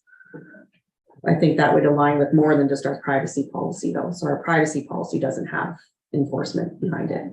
Depends if the breach is malicious or accidental. Well, definitely, well, accidental, no, something done maliciously. Yeah. We have a recourse. From an employee perspective. Yeah. But if it's not an employee, if it's a counselor, right? Then. That's addressed through your code of conduct. Yeah. Thank you. All those in favor of the motion? And motion carries. 11.2, is this just for a motion and any questions, or is the CAO or So fairly self-explanatory. We're just looking for council to get approval to award that community risk assessment and fire service review to emergency management. Right, again, take it thunder. okay, mover and a seconder, Councillor Just have one Stefan. question, sorry. You're still the mover, and I'll get to you as soon as I got a seconder, Councillor Chartrand, thank you. Go ahead, John. Thank you. It just say it was in our budget and everything, and I could be totally wrong. I thought we replaced town hall renovations or fire review, and it was 25,000. Was it not? Other way around. So we decided to do the fire review in the park. town. Yeah, was it 20, it wasn't 25 though? No, collectively between the two, between the community risk assessment and the fire service review was the piece we added on, we switched them. But between the two of them was 60,000. Perfect, thank you. And we've got a mover and a seconder that the council of the municipality, sorry, go ahead, Deputy Mayor. No problem, no problem. So when they're doing this review, excuse me, through Mr. Mayor, to anybody that maybe can answer. So when they're doing this review, obviously they're gonna be talking to the firemen, right? At some point in time, Ken? So they'll be talking, will there be some regard to the fact that these are volunteer firefighters? And they can't always take time off work to talk for a half or 3/4 of an hour on the phone, doing it in an interview. Like, there has to be some sort of respect given that way as well. Like, I find that sometimes even with some of the reviews that we've done here at council. And when we're doing, yeah, so, you know, and yes, and even though I just work for myself and I can't, you know, have to talk to them or don't have to talk to them. But some of these other people have a full-time job. You know, and they can't afford to be doing that, or they have to have a really good employer that will allow that sort of thing. I just hope that there's some regard given, or that word put out there that, remember that these people are just volunteer firefighters. Yeah, absolutely. This company does this type of thing constantly, and with all different makeups of fire services, we're quite used to working with paid on call volunteer, career firefighters, all the different types, and they use different methodology to do their discussions with them. They use surveys and they use one-on-one conversations and things like that. So there's a lot of different options that they'll utilize to gather information. Okay, I just want that done, that's all. So, Yeah, so in fairness, Ken, you'll be talking to them before they ever start the process, correct? Yeah, we'll have a planning meeting. Yeah, for sure. Okay, well, I think the deputy mayor brings up a good point, is that if in fact you can mention to them that it may be preferable if evening conversations or whatever could be had, so that it doesn't interfere with their daily employment, it would be appreciated, that's all. Yeah, absolutely. Yeah, okay. All those in favor of the motion? And motion carries.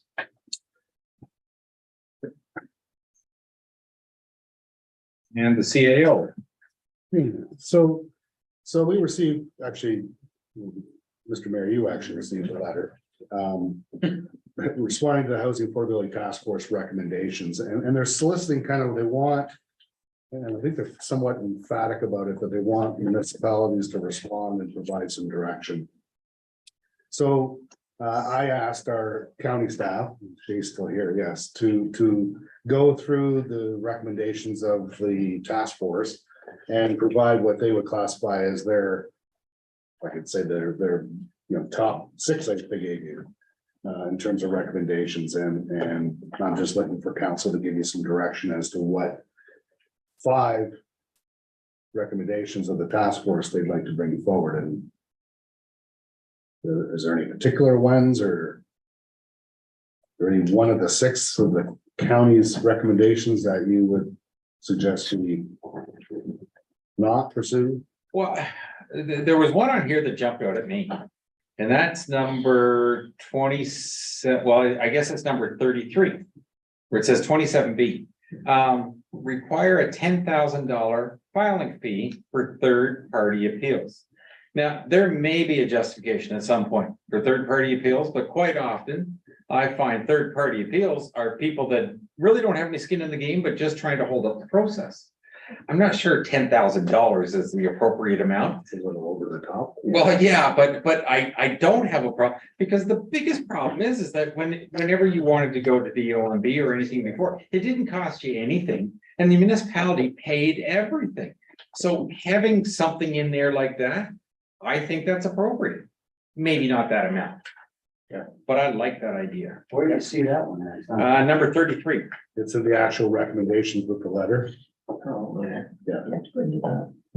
So 33, which is 27B, require a 10,000 filing fee. It's not one of the ones the county's recommended. Oh, okay. We're looking at the boxes there where you got six of them in there. Sorry. Well, also in fairness, when people went to the OMB, it was more at our level that we paid the bill. It wasn't the county, so it wasn't their concern. Councillor Fisher. Thank you, Mr. Mayor. I wondered why we weren't asked to comment on this previous to tonight. Like one of the ones that wasn't presented as well as the mayor, the one that says developers have to have a certain amount of the land or whatever they're building accessible or attainable. I thought I read that as one of the, or listened to that as Yeah, one. there was something in there about that. I don't remember. I don't remember which number it was, but I thought that should be presented on our part. Keep looking for it.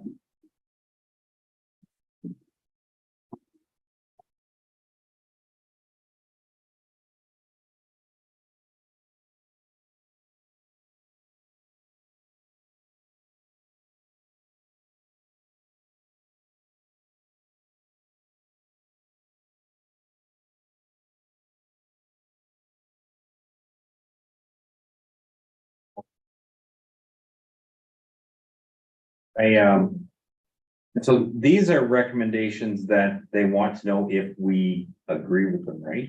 They want us to identify our top 5. Of ones that we agree with. Or, you know, even if you disagree, it doesn't really matter. They want you to pick your top 5 priorities of their recommendations. What's the most important recommendations to us? Well, like number 39 is one that I disagree with. We don't have development charges to begin with, but in lieu of parkland, we make very good use of that money in Huron East. So I disagree with, and when you're building that many units, now you've taken a lot of money out of the municipality's pocket. Now, if you're talking 10 units or more, you've taken $7,500 away from the municipality that we put towards actual parklands or recreation things. So I disagree with that.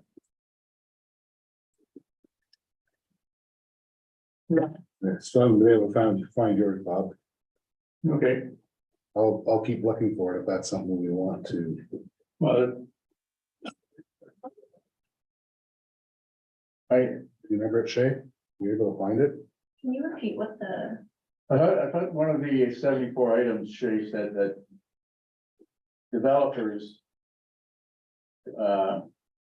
could be forced or told to, or some mechanism to make them build affordable or attainable units, a certain percentage of the development. Okay.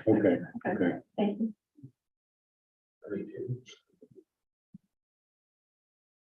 Is there anything else on here that any other member of council wants to comment on?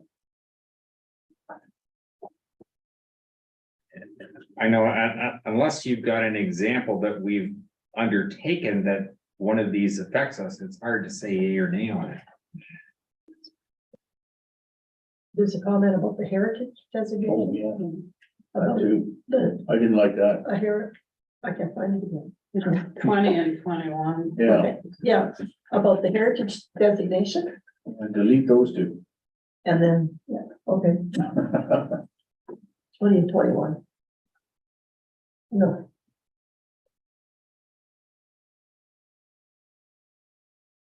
Twenty-two.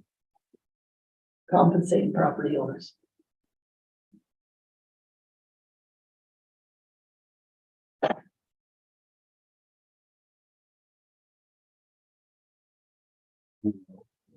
Wow.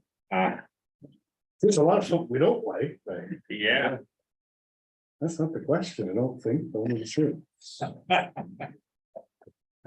think they just want to know what's the most important 5 ones for us. But the most important, whether we're for or against.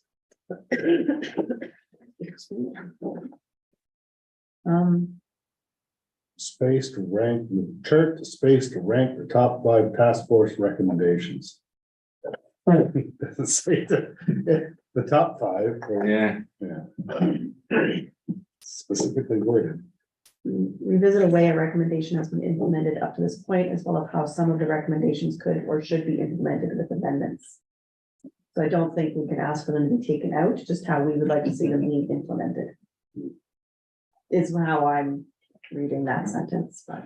Number 74. I think I can work with the heritage ones, the 3 there. We've got the one about the development charges. The parklands, and then Parklands. I talked about the Mayor park mentioned 39. Oh, sorry. Oh, the development charges. Yes. Okay. Got that one. And then there's the affordable Yeah, I can't find that one. housing. I did see it, but I was looking for the. Number 74, it says a policy priority of adding housing supply, including affordable units, be reflected in the way surplus land is offered for sale, allowing bidders to structure their proposals accordingly. Is that the one, Bob? I think so. Thank you. Thanks. Sure. And you had that number 33 that I had about the fee for third party. Yeah, for the field. Well, Yeah. down to Yeah, got that. 71. There's also 71, all future government land sales, whether commercial or residential, should have an affordable housing component of at least 20%. That was another. That's another one. Yeah. Yeah, that, I got a problem with that type of comment because even if there was a need for 20% of it to be affordable housing right now, the bottom line is that you don't know what it's going to be in a decade. So I have a hard time making that a provincial statement because once it's there, they don't change things very often.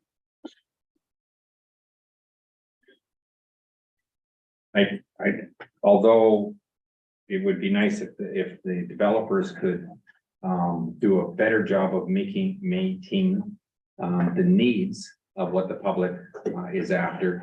The bottom line is they're still gonna be the ones building the houses, and I don't think I can tell them what to build. Not sure we have the leverage tools either as a municipality to be able to leverage that. No, approach. hey, It doesn't say crown land, the crown land comes in later, but it simply says all future government, which we're government, yeah, right? that's like telling all the farmers in Huron County that we think there'll be a shortage of corn next year, so you all have to grow corn. That wouldn't go over very well. Want to get a tax break too to affordable houses. Rebate impact markets, rate property taxes. I think we've given you enough to work with, sir. Yeah, I think I've got enough feedback, thank you. But I'll put some sort of response together. I might have to phrase the negative aspects of our position, but I'm good, thank you.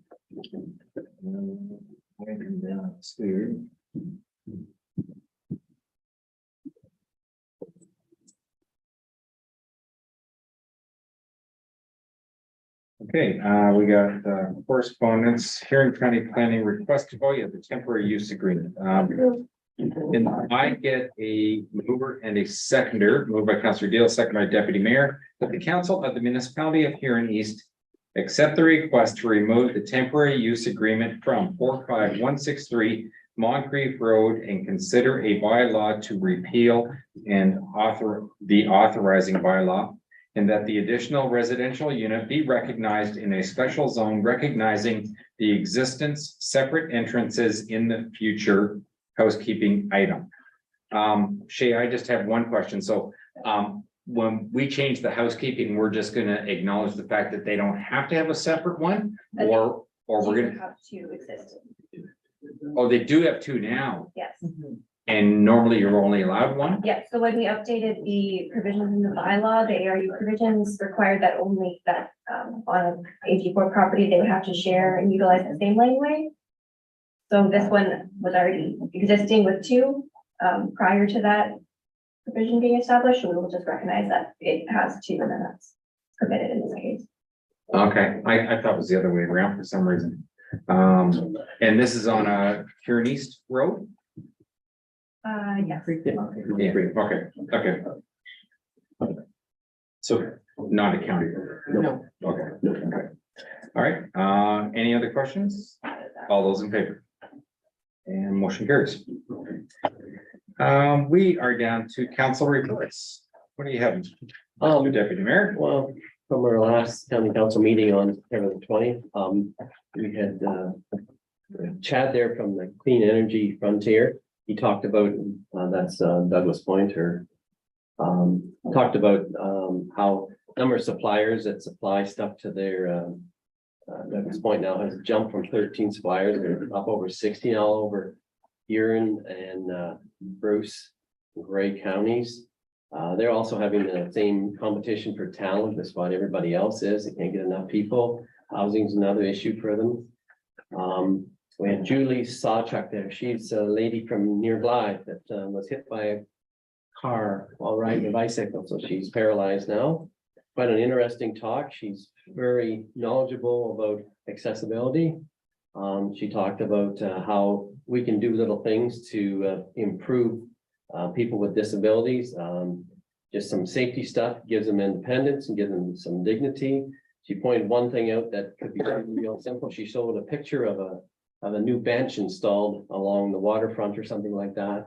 And so the bench was installed on the cement pad. She said if you had it poured the pad 2 feet wider, she said she could have parked her wheelchair beside the bench and got onto it, whereas otherwise she would have had to roll onto gravel or sand or something like that.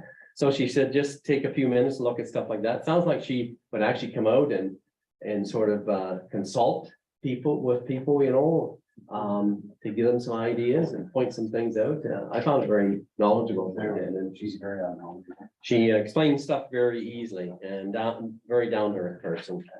We also spent a great deal of time that day. We were talking about the Huron out of the cold program that's run every year. I guess it's been run since 2016. Hasn't been that long.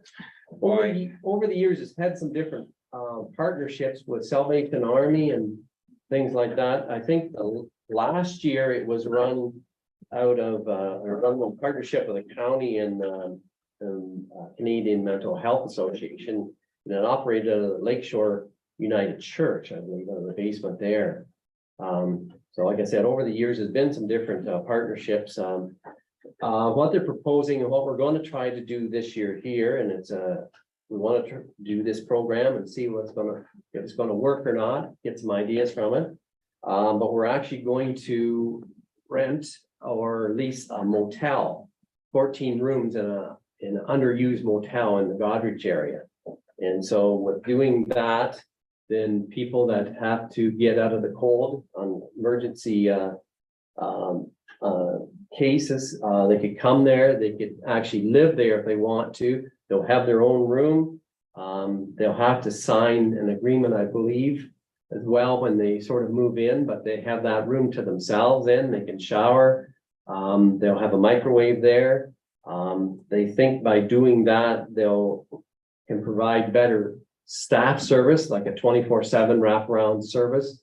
They found in the past with the United Church basement setup or any setup like that, the staff that were willing to help them, were trying to help them. They found that then people that would come, they'd come to get in out of the cold, get warmed up, get a meal, have a sleep, and they'd be gone the next day. So the staff never really got a chance to chat with them to see what their problems are, see how, if there was anything they could help them with. They found that just did not work. In the past, I think this program's run for about 5 months, I think. Yeah, from November the 15th to April the 15th or something. Yeah, that's right. I think this year they're going to expand it to 6 months. I think November 1st to April 30th or 31st. To run this program for the 6 months, staff and everything included, insurance, et cetera, is $800,000. The provincial grants and stuff basically cut that in half, down to about $400,000. They look for grants, donations, et cetera. They think they might be able to cut that in half, but right now they're telling us that it's 400,000 of the levy to run this program for 6 months. So that's what we're gonna try to do this year and see how it works and evaluate it come spring, so. That's your deal. So will this program move to the new facility once it's built, or will it? You laugh. Yeah, because, what we did in the past where we had the big hall, as Deputy Mayor has, commented on, there were a number of pitfalls and even safety for the staff and for the individuals that stayed there. Because technically everybody was in their own proximity. It had some major concerns. This idea actually came around because of COVID, where we didn't want to group people together, so we were renting rooms at that point. Now, the fact that it's $800,000, I know that sounds like an outrageous amount. We spent $750,000 in the past. This is technically going to be a better service and not really costing any more money. Where I've got a problem is they're already renting 14 rooms because they think they have a need for 14 rooms, but they're only building a facility that's going to hold 10. And they say they do not have plans to put more money into it once those 10 people are there. So we literally are at this point supposedly going to turn our back on some people in the future, where the actual cost of this, because the new system is going to cost close to $1 million a year with staff and the cost of those 10 apartments, even though we own them, but we still have to maintain them and everything else. I think we jumped before we needed to.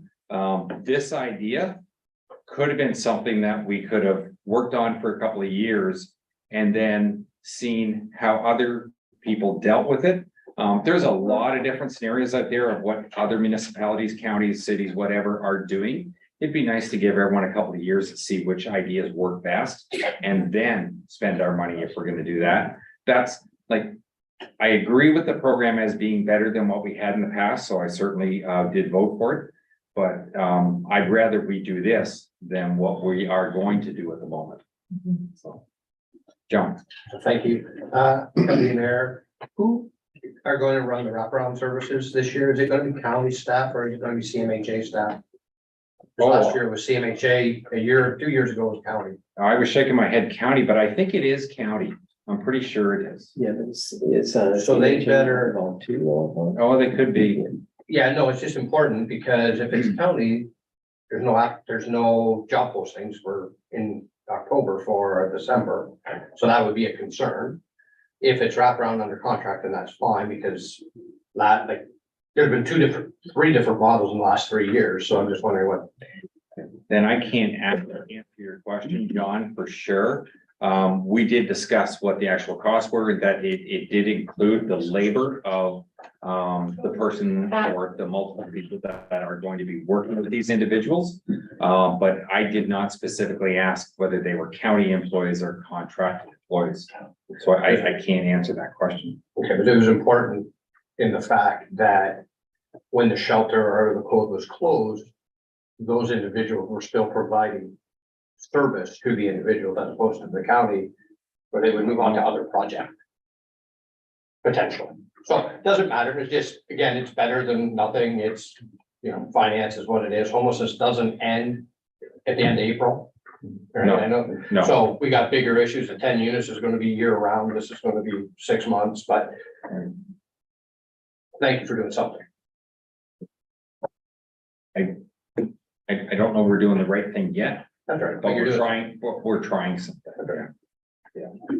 Was there anything else? I think that's everything. I got a question for County Council. Oh, go ahead. Yeah, did the staff bring back the report yet for the defibrillators for Optimus? No, that was only at the last meeting that we asked for a staff So your next report. meeting, May? I wouldn't guarantee it comes at the next meeting. It could come at the next meeting. I don't think there was a timeline given, but usually when a request like that goes to staff, like they don't hang on to it. They get the information back to us. I was just curious because I was asked by the office that we heard anything back. Okay, just as a ballpark guess, I would say normally you'd get it within a month. So the 2 days that we have county council, they list specific things that they want to deal with on each of those days. So like, planning was the last one, and so we won't be doing planning tomorrow. It'll be the next one, so it could very well be, if we don't get it tomorrow, it would likely be the meeting after that. Thank you. Are there any other boards, committees, meetings, or seminars that anybody would like to have comments on? Councillor Chartrand? Yes, for awareness, last week I attended a 3-hour seminar on essential municipal fire protection. And I felt it was very informative. I learned a lot of information out there. They went into roles and responsibility of council, fire chief, fire marshal, fire protection services and delivery options, risk management assessment, core services, better understanding of mutual aid, what that means. So it was a very good service that fire marshal put on. There's a couple of those courses that are online now, if you wanted to go see them yourself, or I think his name is Rick something. Rick Bedamar, who did the course. They had in the past did a condensed version of it and came to council and did a presentation. I think it's an excellent seminar that I think a lot of us should get a good understanding of the fire department, how it works, especially in a rural area. Just out of curiosity, you said it was a 3-hour presentation you saw. Yeah. If they came to council and did a presentation, how long would it be? Well, they could just focus in on roles and responsibilities instead of going through everything. Okay. Just to have an understanding of it, but it was well attended by other municipalities. There's a lot of people in that room. And if you don't mind, since you know who the individual is, if they were to do a presentation such as Councillor Chartrand is suggesting, just roles and responsibilities of council, could you find out how long that presentation would be for her? Yeah. Thank you.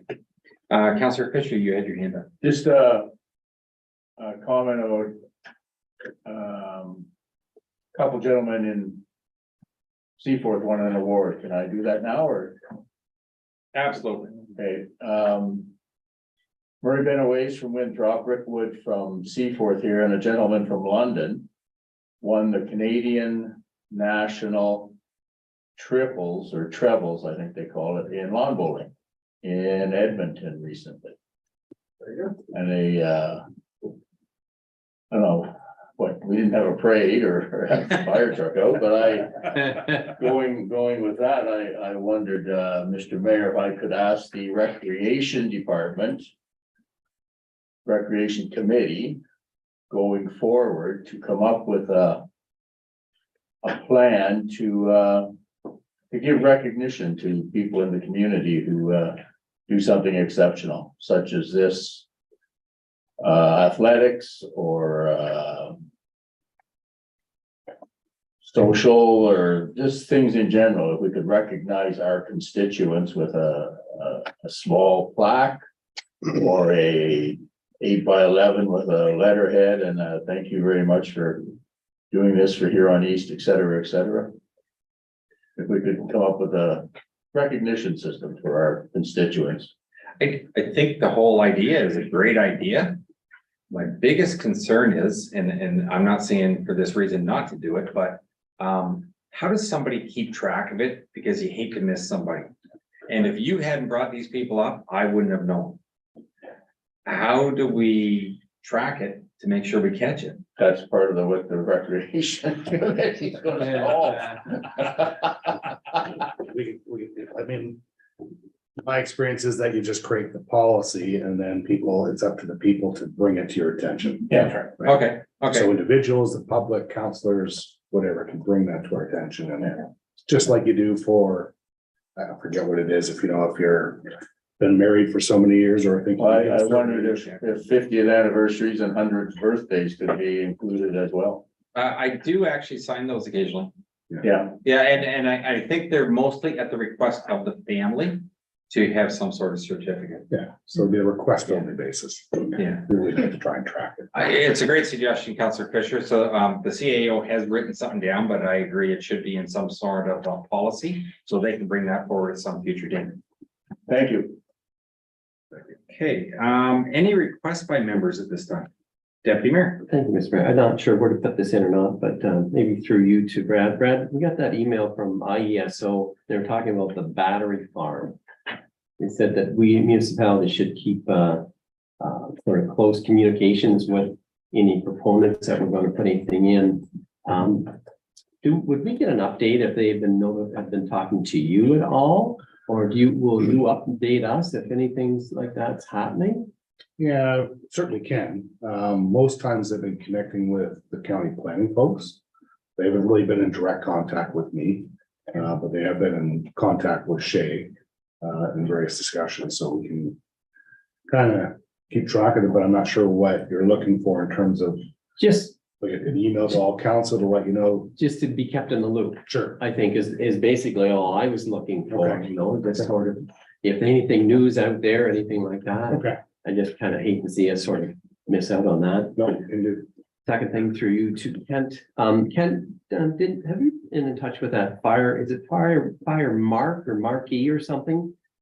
Something to do with collecting insurance money. And we mentioned that to you one time. I've gotten emails from them and I said you would be in touch. I talked to Chris about a month ago. I'll reach out again and. Okay, I didn't know if they were coming to council or if you I can arranged set that anything up. like that or not. Okay, thank you. Are there any notices of motion at this time? And any announcement by any member of council? Deputy Mayor? Through you, Kent, do you have an announcement about the Brussels Fire Hall? Having an open house? Yes, there is an open house on Wednesday night. Next week, yeah, so week for tomorrow night for Fire Prevention Week, the Brussels Station is doing a open house there. There's I know. Fire Alan extinguisher made training. a poster up, we can make sure that's circulated through council. Yeah, it's on our Facebook page, especially social media, but. Yeah, forget those. Fire extinguisher training, there was something else. Oh, fire safety, Yeah. chance to win a And prizes. giveaways. Yeah. And hot dogs. That's right. I seen that on your own page. I'm like, No. Councillor Chartrand? Two camps, so for fire protection, are we doing anything again with,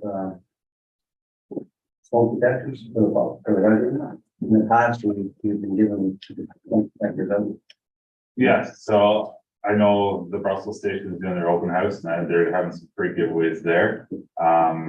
Did reach out to the other two stations to see if they normally do anything or what their plans were. I know Seaforth had some events that were just community events going on. They were at the cider festival, I think a couple weekends ago, and they said they had a few different events happening this time of year that they normally go to. And they don't normally do a specific open house or anything like that for the week, but I know in the past, the Seaforth Fire Department gave, smoke detectors to Seaforth residents if their old one was fired. okay. I don't know if they're planning on doing that again. They were donated to us, though. We got all those sort of a big mass bulk of them, so we kind of push them around. I don't know if there's any left or not.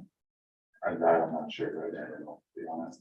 Yeah, some people were asking me about it, and I said, well, I'm not sure, I'll ask a question, but. Yeah, they were, You've reached the ones out that we to- did hand out, they were I donated. don't know if you Forget who reached it out to was. the company. that Or like an donated it in Enbridge the past. grant, usually they come from an Yeah, Enbridge somebody grant, did. and last year our Enbridge grant, we got the The the training. books, the training books, we didn't get the fire, or the smoke alarms last year. Okay, okay.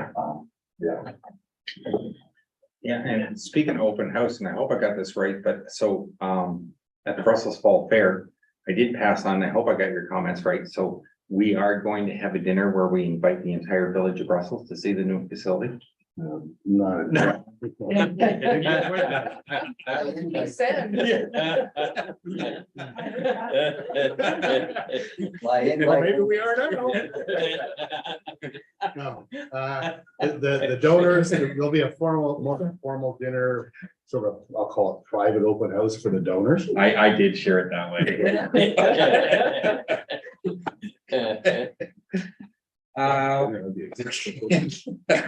Is there any other business that anybody need to bring up? Councilor McGrath. Where was this nursing home thing left, so council knows will be the tape tonight? Okay, so there was no motions from a delegation. My understanding is that we have a couple of representatives that are going to work on the MOU. As far as getting letters sent out, we can start to put a list together right away of whoever could be somebody to get this information to. My personal opinion is I don't want to stick the neck of the municipality out as being responsible for the 5 acres until we have a letter stating that the land is available. And if that letter comes within a week and we've got the list of potential places to send it within a week, we could send the letter. But I'm personally not comfortable in sending the letter guaranteeing 5 free acres before I find out that we've got 5 free acres from somebody. At this point, they've committed for the 5 acres. Now, whether we, this week or Friday, whether we fundraise it or it's completely donated. Right. I mean, what we said was in the letter to these people, if 5 acres was given to you, Mhm. would you consider? So I don't have any problem with that somebody right away start to populate a list of names Search out. of potential recipients for a letter of land offered if you would consider building a facility here. Good, I think that would be appropriate because it's true, government turns too slow sometimes and this. We want this 6 months down the road saying, well, we just finally got this and this, so letter didn't get out. The second thing was to set up I think Brad already wrote that down, that we're gonna try and contact Lisa's office and see what we can do there. Yes, John? Yeah, just in that conversation, I think it's important. And I agree with you, Mayor, that we get that confirmation of that land being given, because we don't want to look stupid if it's not fair. But we go directly to Southbridge, I apologize, first, because we don't want to piss them off. We want to show that the council and the community group are together. Send that letter out soon as the council or Brad gets the yes, that it's okay from somebody. And then set the project in motion to find others at the same time. But I think directing it straight to Southbridge, who is the provider, is the polite way to do it. If they choose not to respond or do whatever again, because I believe you know, CAO and Mayor was stated in the meeting that they tend to get back to you, versus they haven't heard anything. Well, they've got back to Brad. Okay, or Not me. whatever, us, they speak, at least then grow some credibility to the community that, yes, we've reached out, yes, the land is available. They want to meet or they tell us to pound salt before we should start sending letters out to 10 different long-term care. Then they might get upset and then we're just kind of rocking the boat. But we should be able to do that pretty quickly. Okay, so one reason why they're reluctant on sending the letter out. They don't want to sell the land to, say, the Seaport Development Trust now. If nothing's gonna be built on it, I understand that. because they want to protect their land, right? So Yeah. if we know, that's why we're saying. If the land is available, if 5 acres is available for free, would you consider? If they say yes, then we put the wheels in motion to get the land. I hope that's not the way you want to word the letter to Southbridge. No. Okay, No. because the bottom line is, if you're gonna offer the 5 acres, don't say if it was available for free, because They're just gonna wait. it sounds like you're just dangling something, yeah. But anybody doing a financial study, if they know the land's free, they should be able to do their study, right? I understand what you're commenting. Yes, Right. absolutely. Yes, John? Just when we're done this, I have something else, so. Okay, so, Councilor McGrath, we will contact Lisa's office ASAP. We are going to wait until we get the letter before we send it out, but we will populate a list of who the potential recipients for that information could be. Like this application, ASAP. They tell me that they may have the information by Friday. So I'm just saying, we just don't send them the information, Yeah. roll right away. Okay. Okay. Yes, John. Yeah, thanks, just CAO and Stacy, where are we at with the tax bill? Error that we corrected or, Where are we at? yeah, have we resent the tax? Yep, tax bills have been resent. Generally, most people have been pretty good about understanding it and processing it. I was down at buying stuff at Huron on the weekend and You got runner? no, actually, the guy said to me, he says, I just want to clarify something. Do I pay the whole thing all over again or just the extra $100? It's just the extra 100. He says, oh, that's good. But everybody got their.